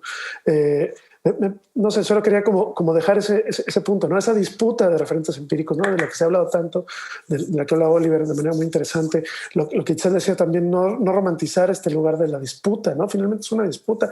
Pues en esa disputa también tenemos que poner las imágenes, las narraciones, ¿no? Todos los recuentos, porque de alguna manera tenemos que dar cuenta de esto que está pasando. Si es con la poesía, si es con la concretud del cuerpo, si es pero tenemos que dar cuenta de lo que está pasando. No podemos dejar de hacerlo. Bueno, nada más quería dejar eso. Gracias, Edwin. Alberto, por favor.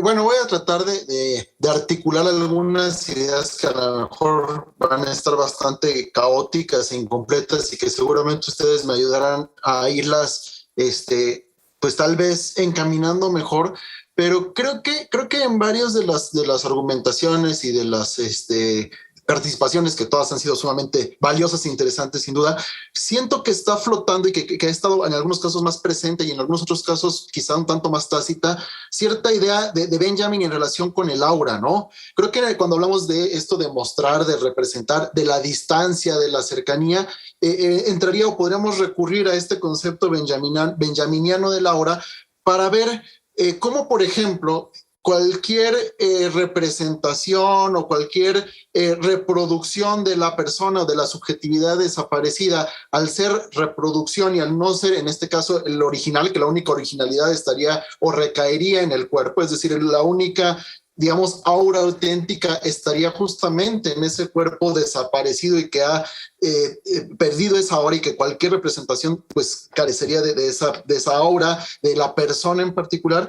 El punto aquí sería, bueno, ¿cuál sería justamente la potencia política a partir de esos recursos cuya naturaleza, por su mera reproducción o representación, sea pues carente de aura, ¿no? Y creo que en ese sentido, un poco de lo que comentaba Itzel hace rato, creo que justo las redes sociales o las plataformas de streaming, cuya naturaleza no depende de un aquí y ahora, como si el museo, podrían, desde mi punto de vista, tener una mayor potencia política hoy día que estos intentos quizá desde el museo, ¿no? Creo que el museo como aparato estético anquilosado 2 siglos atrás, quizá no tenga esta oportunidad de eficacia política que sí esté en este otro tipo de medios, ¿no? Pero aquí mi duda y mi inquietud es, bueno, ¿cómo superar la naturaleza de pérdida del aura de la persona, de las personas desaparecidas, a través de estas representaciones textuales, imágenes, incluso fotográficas, ¿no? Y bueno, también por ahí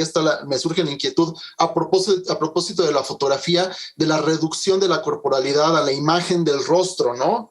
O sea, ¿por qué el cuerpo se limita a la lectura solamente del rostro? ¿Y por qué en general el conjunto cuerpo todavía no logra generalmente deslindarse de esa hegemonía que sigue pues poniendo en primerísimo lugar los rostros o poniendo en primerísimo lugar los nombres, y no por qué pensar en las relaciones, ¿no? En las relaciones entre esos cuerpos, las relaciones entre esas personas? Y bueno, a propósito de eso, también cómo es que las colectivas, los colectivos, pues constituyen nuevas formas de entender, o más bien a la hora que existen, están constituyendo nuevos cuerpos, ¿no? Pensar también las colectivas, los colectivos como un solo cuerpo, como una unidad corporal, en donde se juntan varios cuerpos, pero que dejan de tener esta individualidad y más bien operan como un colectivo, precisamente, ¿no? Entonces, por ahí van estas inquietudes, insisto, a lo mejor quizá demasiado desordenadas, caóticas, pero son ideas que creo que por ahí están flotando y que quizá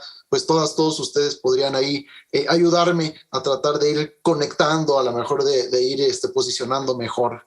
Gracias. Gracias, Alberto. Itzel. Muchas gracias. Yo quería comentar algo sobre lo que decía Chanti. Chanti, yo no sabía que Nadia era tu hermana. Desde el grupo de punk de Las Ingobernables le hicimos una rola que con mucho gusto después te la pasamos. Quería comentar que me parece que, claro, estos mecanismos de usar el arte para transmitir son importantes, pero no me quedaría en eso, sino más bien decir cómo, o sea, el arte en sí misma es transformadora. Entonces tiene que ver con, no es que solamente sea para transmitir esta problemática de la desaparición, sino tiene que ver habitar lo poético, ser parte de lo poético y vivir en poesía, entonces adquiere un sentido, ¿no? Entonces, claro que, por ejemplo, desde narrativas, desde el proyecto que nosotros estamos llevando, pues se busca que el arte pueda generar narrativas que puedan ser un poco más accesibles a la población sobre desaparición. Pero después nos dimos cuenta que en realidad son formas de vida, y que son formas de vida que surgen como alternativa de esta vida que da el sistema capitalista de horror, de terror, de crueldad, ¿no? Entonces, a mí me gustaría, aún no tengo tantas palabras tan claras como para platicar esto sobre vivir en poesía, pero es una cosa como que nos toca mucho decir cómo vivimos en poesía, cómo este pensamiento poético se revela al sistema capitalista y se revela todas estas narrativas hegemónicas y crean otras narrativas. Entonces hablamos de un arte que se revela a sí mismo, como al arte, ¿no? A las categorías que establece, a los fines que establece el arte con mayúsculas, ¿no? Sino decir, es que incluso me parece que dentro de los feminismos nosotras estamos encontrando formas de vivir en poesía. No es casual que el gobierno del DF manda para una marcha a tapizar todo de metal y al otro día todo eso aparece lleno de flores, de poesías, de retratos, de una cosa sumamente poética.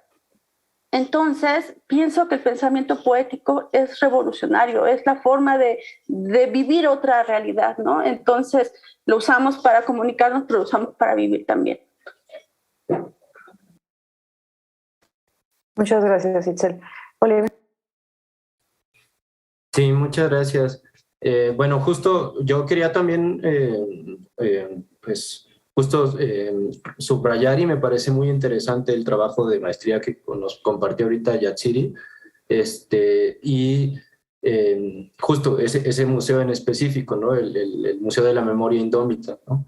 Que pues además en un espacio chiquito, ¿no? Y en salas muy, muy específicas, cómo logra como reconstruir desde lo sensorial, ¿no? Y a través de distintos objetos esa dimensión. Creo que es bien, bien interesante y bueno, es un espacio que merece ser visitado, ¿no? La manera en la que se construyó y con los pocos recursos que se tienen, etcétera, etcétera. Es una experiencia museográfica que rompe, ¿no? Con otro tipo de tradiciones en ese sentido. Y va más hacia lo sensorial que a una narrativa hegemónica, justo. Es un buen ejemplo, creo, de ese tipo de políticas. Y a mí me llama la atención, o sea, me gusta un poco de ese museo en específico, la última sala, la sala justo de la espera, donde están estas sillas, estos muebles, estas fotografías, donde uno puede justo, pues, como empatizar o ver ese contexto de lo doméstico y de la persona que está esperando, ¿no? Al desaparecido, a la persona ausente.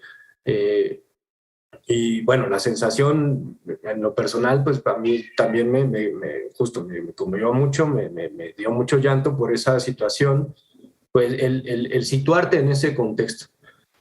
Y esa sala de la espera me parece bien importante porque justo tiene que ver con esta dimensión de esperanza. O sea, la idea de espera y la de la esperanza, ¿no? Implican una dimensión temporal que hemos estado justo también retomando y criticando justo a la luz de Benjamin y todo esto que tanto con Itzel como con Alberto ahorita está saliendo. O sea, la noción de esperanza tiene una noción temporal de ruptura frente a la lógica del capital, obviamente, ¿no? Y donde se conjugan los distintos tiempos. No es una esperanza como ciega y subordinada a la lógica modernizadora y progresista del capital. No es una esperanza inmediatista, ¿no? A ese tiempo ahora que nos tiene como trabajando, ¿no? Y bajo una lógica de dominación que no podemos trascender en el presente, y tampoco es como la invocación o rememoración a través de o la idealización, o en este caso solamente el dolor, ¿no? Es como todo un trabajo en ese sentido. Y me parece bien interesante, me gustó mucho esto que dice Itzel sobre la poesía y sobre habitar esa poesía. A mí me gusta mucho en este caso un poema de Jaime Sabines, que es un poema bien cortito que se llama El Día, y dice: amanecí sin ella, apenas si se mueve, recuerda, mis ojos más delgados la sueñan. Qué fácil es la ausencia. En las hojas del tiempo esa gota del día resbala, tiembla.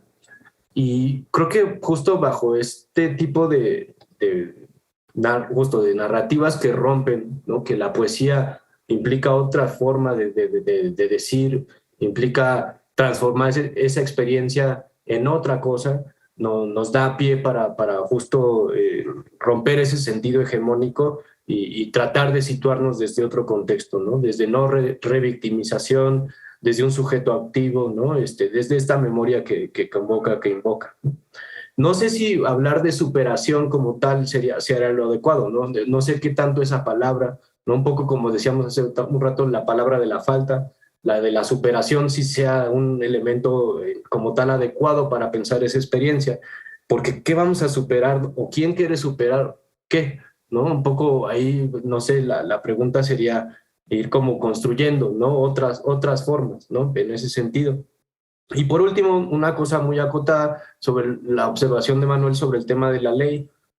Me parece importante justo por eso pensar las espacialidades específicas y a partir de esas espacialidades específicas, por ejemplo, justo considerar lo que autoras como Ada Cabrera y Blanca Cordero mencionan, escenarios de confrontación global, ¿no? Del norte global, Europa, Estados Unidos, etcétera, donde gran parte de las formas de lucha y de disputa sobre la codificación están justo sobre la ley y sobre la noción de ciudadanía, derechos, etcétera, y aquellos escenarios más como de necropolítica, ¿no? O sea, aquellos escenarios en donde pues no nada más nos estamos jugando un tema de derechos, sino lo que se está jugando es la vida como tal, ¿no? Lo que está en tela de juicio, lo que está siendo atravesado, no nada más es un tema mediado, ¿no? Por la política y por lo jurídico, sino es un tema ya como tal de necropolítica, ¿no? De administración de la muerte, ¿no? Para, pues para la reproducción del terror y del miedo, ¿no?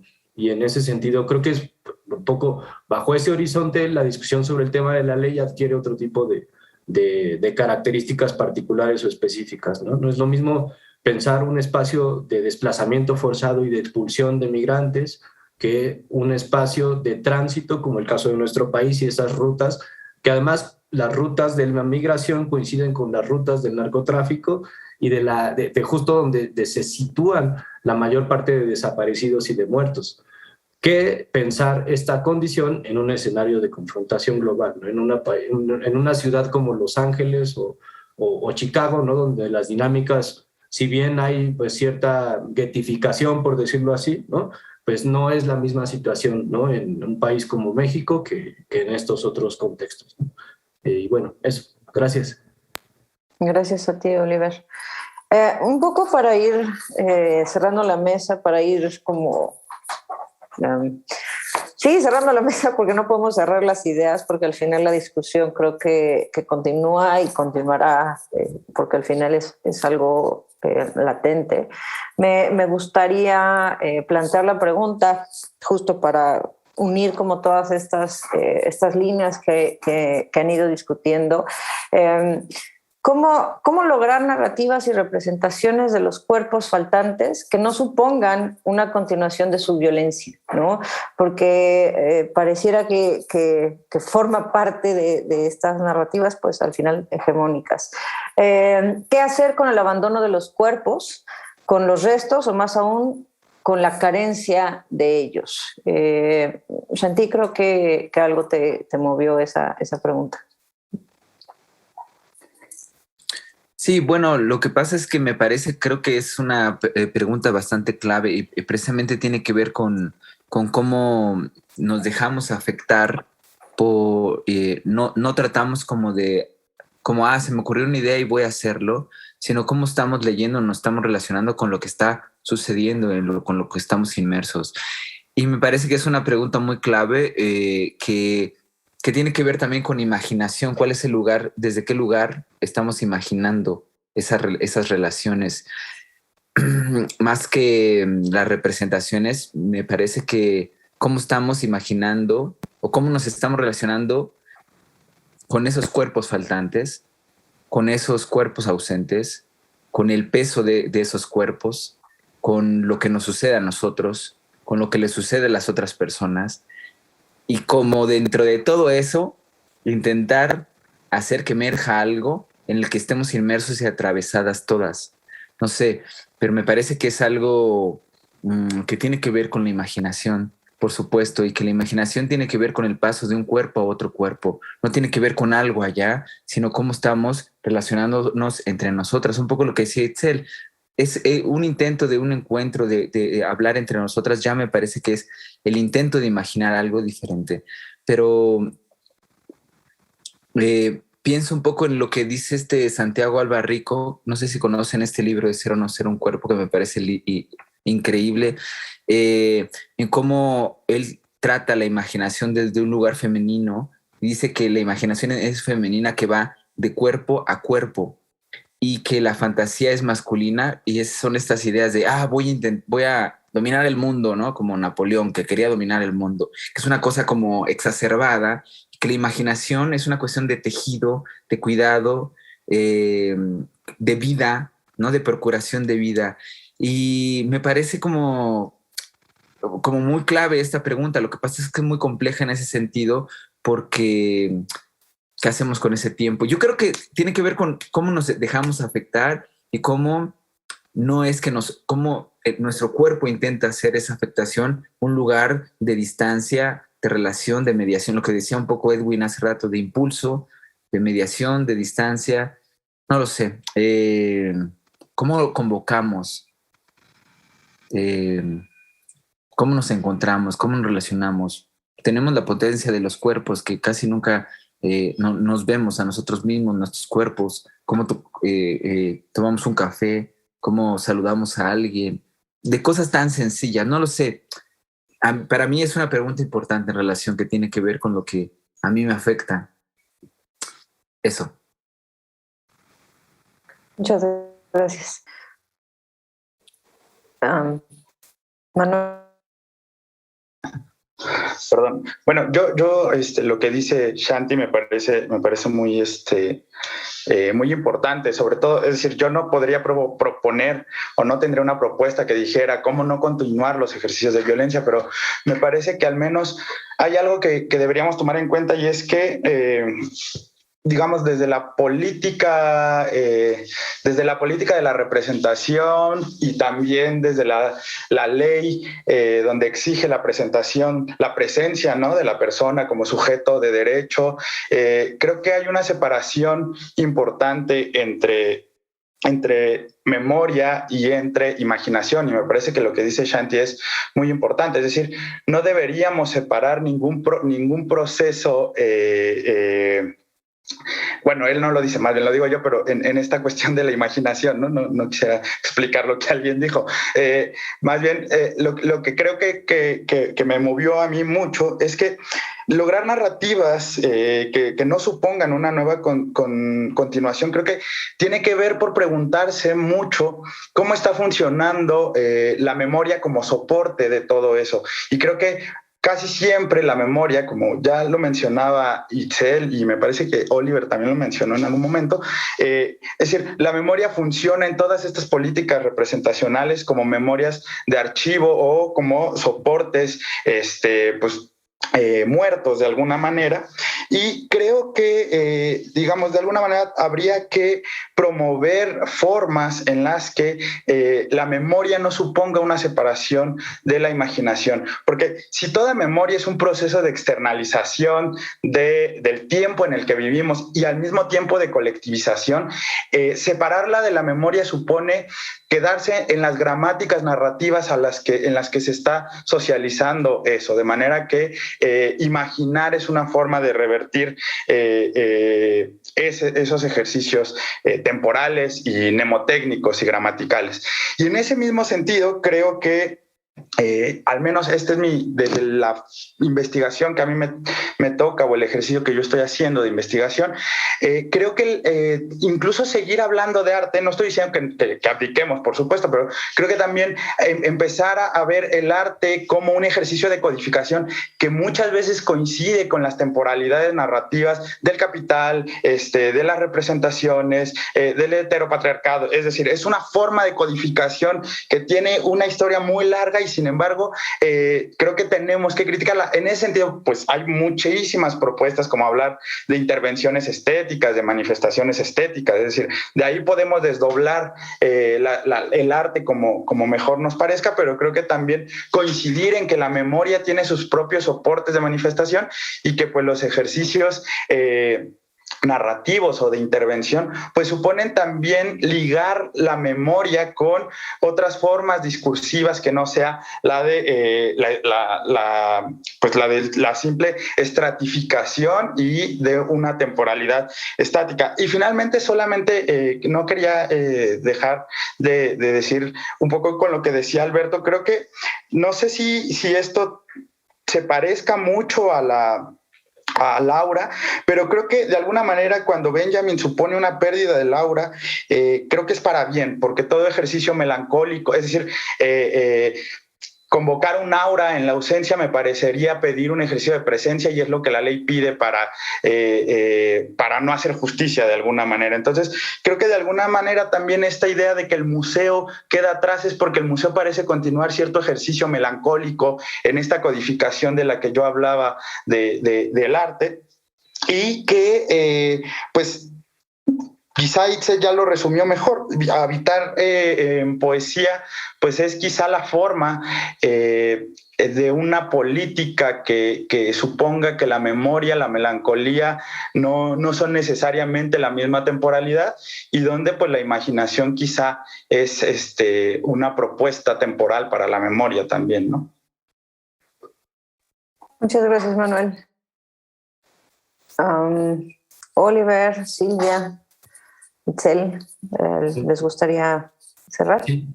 No, me gustaría comentar algunas cositas justo ya para esta última pregunta en ese sentido. Y bueno, yo un poco desde la academia, y una academia que intenta como acompañar, ¿no?, distintas luchas desde el activismo también, ¿no? O sea, por eso tal vez como mis referentes o el mencionar distintas perspectivas teóricas o autores, pues sea tan recurrente, ¿no? Pero pues, a esta pregunta de cómo lograr narrativas que no supongan una continuación de la violencia, yo me parece, primero que nada, es pensarnos justo como cuerpos territorio. Y en ese sentido me parece muy importante los aportes de la geografía feminista y decolonial. O sea, los horizontes y los conceptos a partir de los cuales nos llevan a pensar el cuerpo territorio y politizar desde esa dimensión, como me parece en este contexto, en esta situación, algo que pues justo es un discurso, es una serie de conceptos que vienen dando cuenta de una ausencia a nivel del discurso de la ciencia social.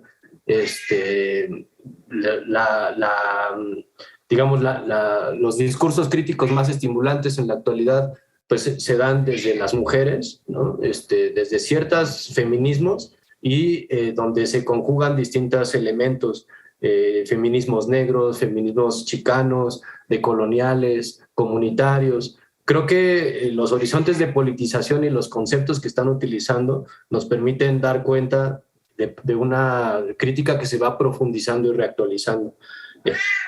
Obviamente es mi opinión, y bueno, es también por supuesto una invitación a considerar esa dimensión, por lo cual también pues decía hace un momento, ¿no?, que el no relegar a lo doméstico o a lo privado este dolor, no relegar a esa dimensión el tema de la desaparición o de la ausencia como algo individual, ¿no?, sino pensarlo más en esos términos, en esa clave. Y bajo ese contexto, ahora ya más histórico, ¿no?, pensando en la coyuntura específica, creo que es pensar esas narrativas, esas representaciones de cuerpos ausentes en función de pues, este proceso, ¿no?, de precarización, vulnerabilización y violencia del que pues, hemos sido testigos como generación, ¿no?, en este contexto, en esta fase del capital. O sea, el capital ha ido aumentando esas dimensiones, dando marcha, digamos, dando distintas vueltas de tuerca a ello, con lo cual nos ha situado a nuestras corporidades y nuestros territorios en una condición de vulnerabilidad que implica o que tendría que convocar otro tipo de horizontes de politización. Y en ese sentido me parecen muy interesantes las propuestas de Roswitha Scholz, por ejemplo, que habla de embrutecimiento de las formas patriarcales de ejercicio del poder, de Silvia Federici, ¿no?, con estas nociones del patriarcado del salario y esta idea de la revolución feminista 2.0 o inacabada, y las nociones que trabaja Sayak Valencia de sujeto endriago, ¿no?, de esta lógica de necropolítica que se ha establecido en contextos específicos, y bueno, estos mandatos de dueñidad creo que el orden patriarcal capitalista y sus crisis han dado pie a un despliegue de una política cada vez más violenta que hay que problematizar.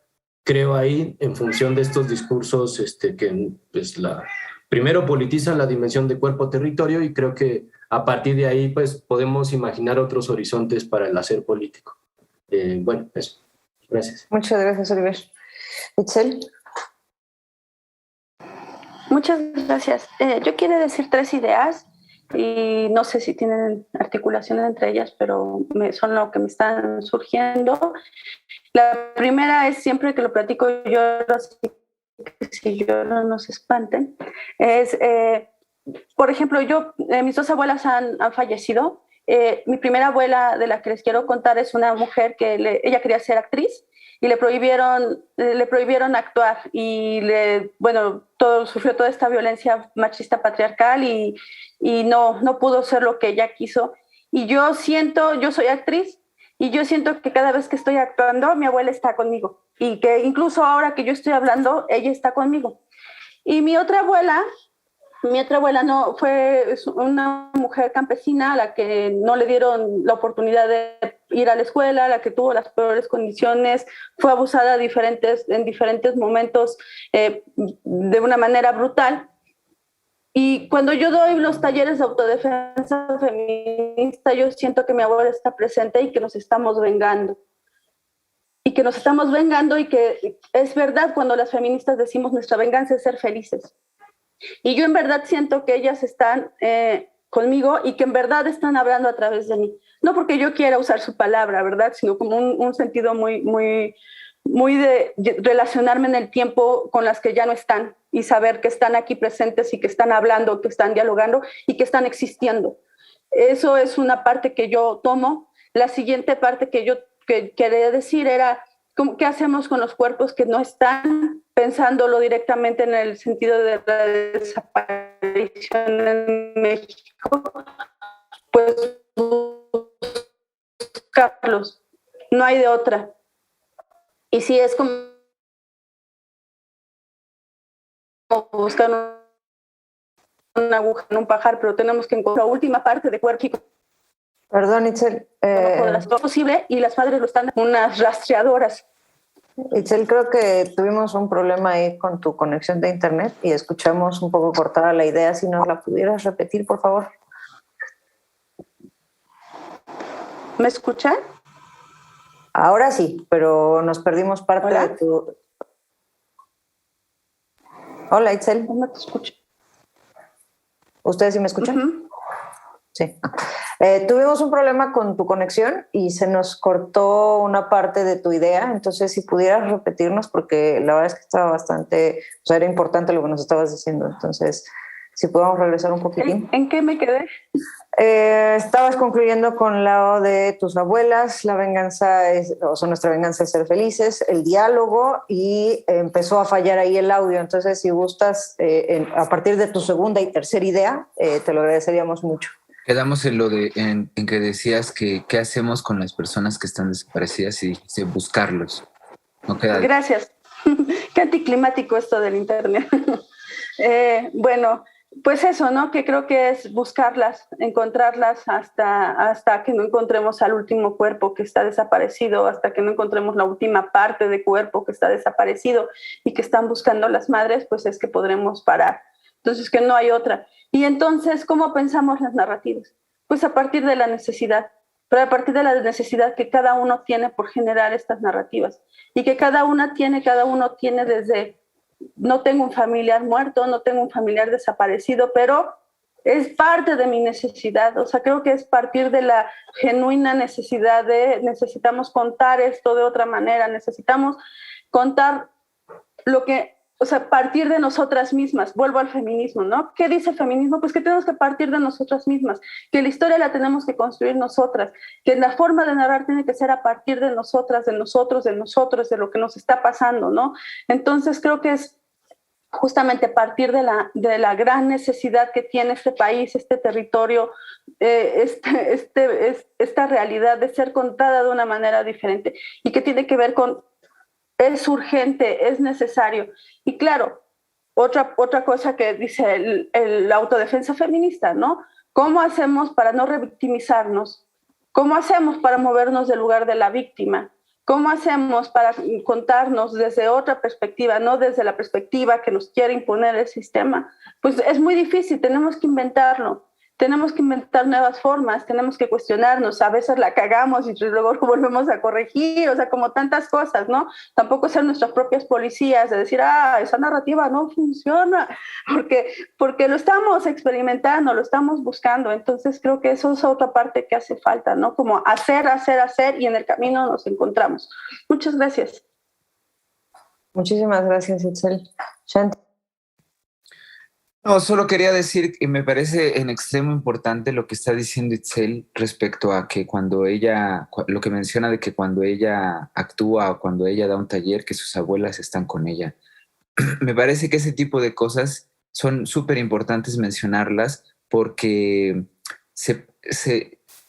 me parece que dentro del ámbito académico, desde cualquier ámbito, es como, sí, como que se ve un poco menor eso. Y a mí es realmente el lugar, cuando hablo de un cuerpo faltante, hablo de esos lugares, hablo de esas sensibilidades que tenemos. Yo cuando veo mis manos, veo las manos de mi madre y veo las manos de mi abuela.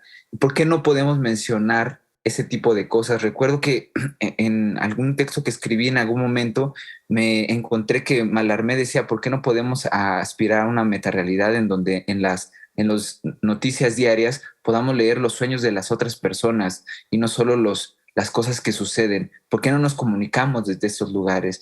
A mí me parece que ese terreno de Itzel, que el que está nombrando, es algo que tendríamos que organizar mesas para compartir ese tipo de cosas que de alguna manera ayudan a tejer otra narrativa de cómo nos relacionamos entre nosotras y entre el mundo, más allá de los conceptos de que si leímos un libro o no, sino de desde qué lugar estamos soñando y pensando nosotros.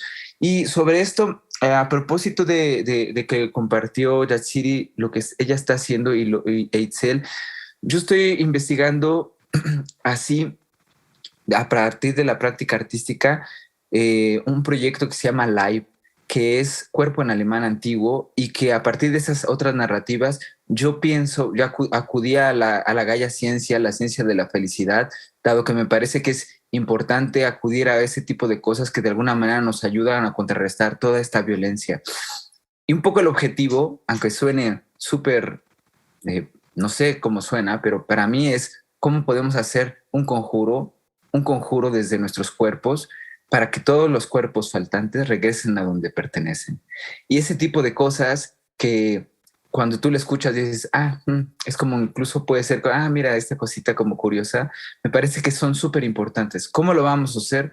No lo sé, porque tenemos mucho tiempo en lo mismo intentando hacerlo, pero bueno, de eso se trata, como dice Itzel, de imaginar cómo inventamos de nuevo el mundo, dado que lo que nos está pasando en este país es terrible y que no lo queremos. No sé. Muchas gracias por la invitación y un placer compartir con ustedes unas palabras.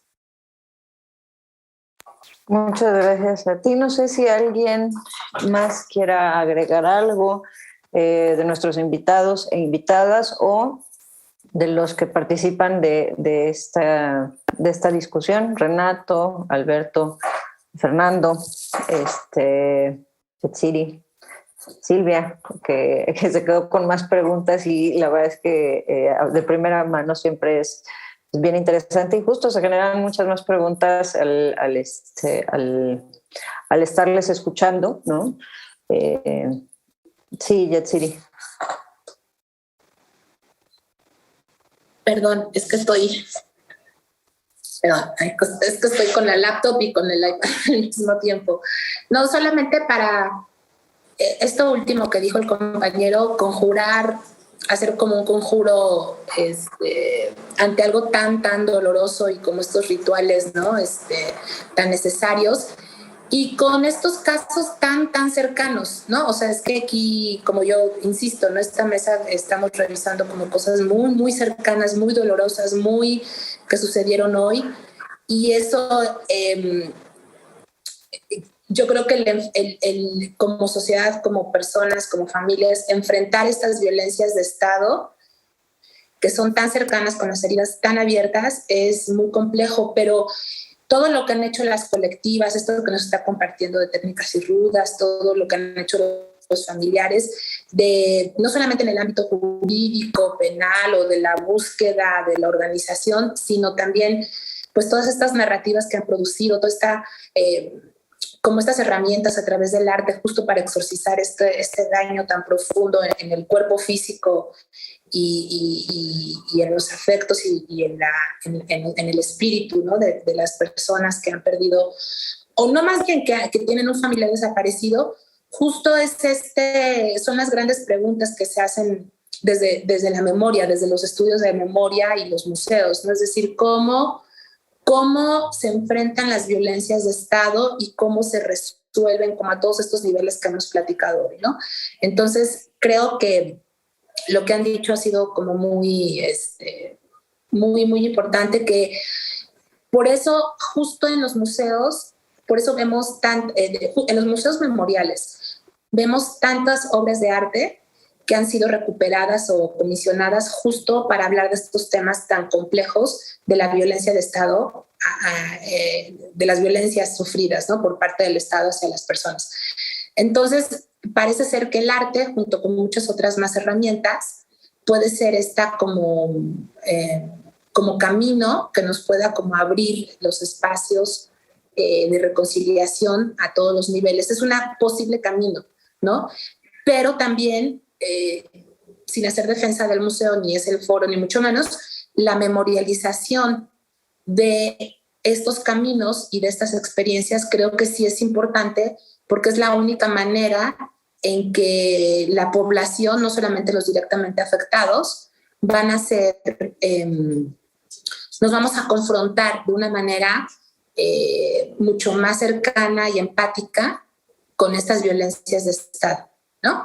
Entonces son maneras de divulgación, si queremos llamarlo así, mucho más amplias, que contienen un montón de elementos, entre ellos un montón de obras de arte, narrativas, la personalización de la víctima, es decir, un montón de estrategias que justo abren estas posibilidades de acercarnos a los colectivos, a los grupos, a las víctimas, y también tener, no estoy hablando de esta experiencia secundaria de ponerme en los zapatos de la víctima, no, porque eso es imposible, pero sí como una conciencia de todo este horror y terror que estamos viviendo.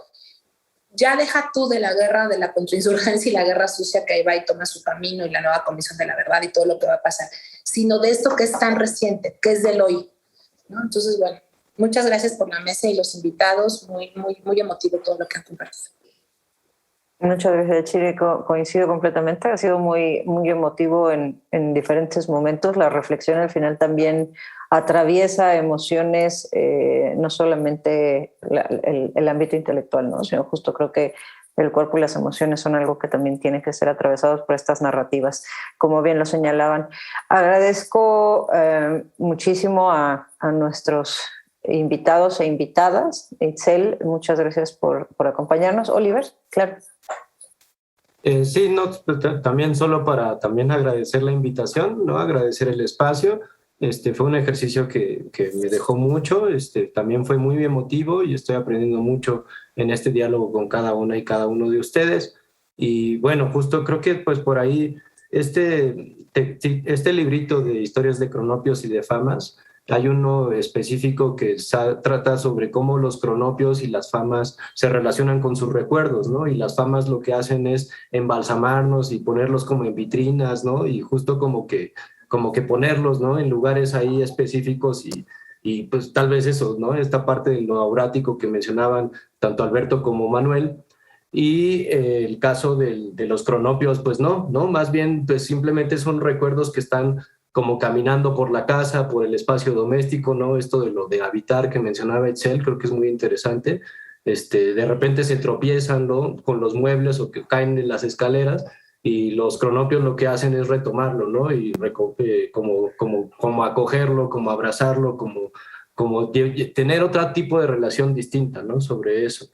Y un poco, pues creo que gran parte de lo que hemos comentado, compartido, va con eso, ¿no? O sea, cómo decidimos relacionarnos con ese recuerdo, cómo tomamos una postura sobre eso desde el tiempo y desde el espacio, y eso transformamos, ¿no? Entonces, pues sí, toda esa dimensión sensorial, emotiva, emocional, íntima, creo que es fundamental, y politizarla así, pensarla así, creo que es muy importante, por eso es tan valioso, pues en este caso el trabajo que hacen las compas y bueno, que hace Itzel, que hace Shanti también, y pues bueno, agradecer esta invitación. Muchas gracias. Insisto, agradezco a Itzel Sánchez, a Oliver Hernández, a Shanti Vera y a los estudiantes Manuel Trejo y Silvia Reyes, que nos acompañaron el día de hoy en la mesa. Y por supuesto agradezco al doctor Edwin Kulp, quien es el titular de este proyecto de investigación, y a mi compañero Renato Bermúdez, que organizó todo. Ahí yo estuve ayudándole un poquitín en la organización de todo esto, pero bueno, por todas las gestiones, Renato, muchas gracias. Gracias a todos y todas, que tengan una excelente tarde y bueno, nos vemos el día viernes. Muchas gracias. Muchas gracias. Muchas gracias. Mucho gusto.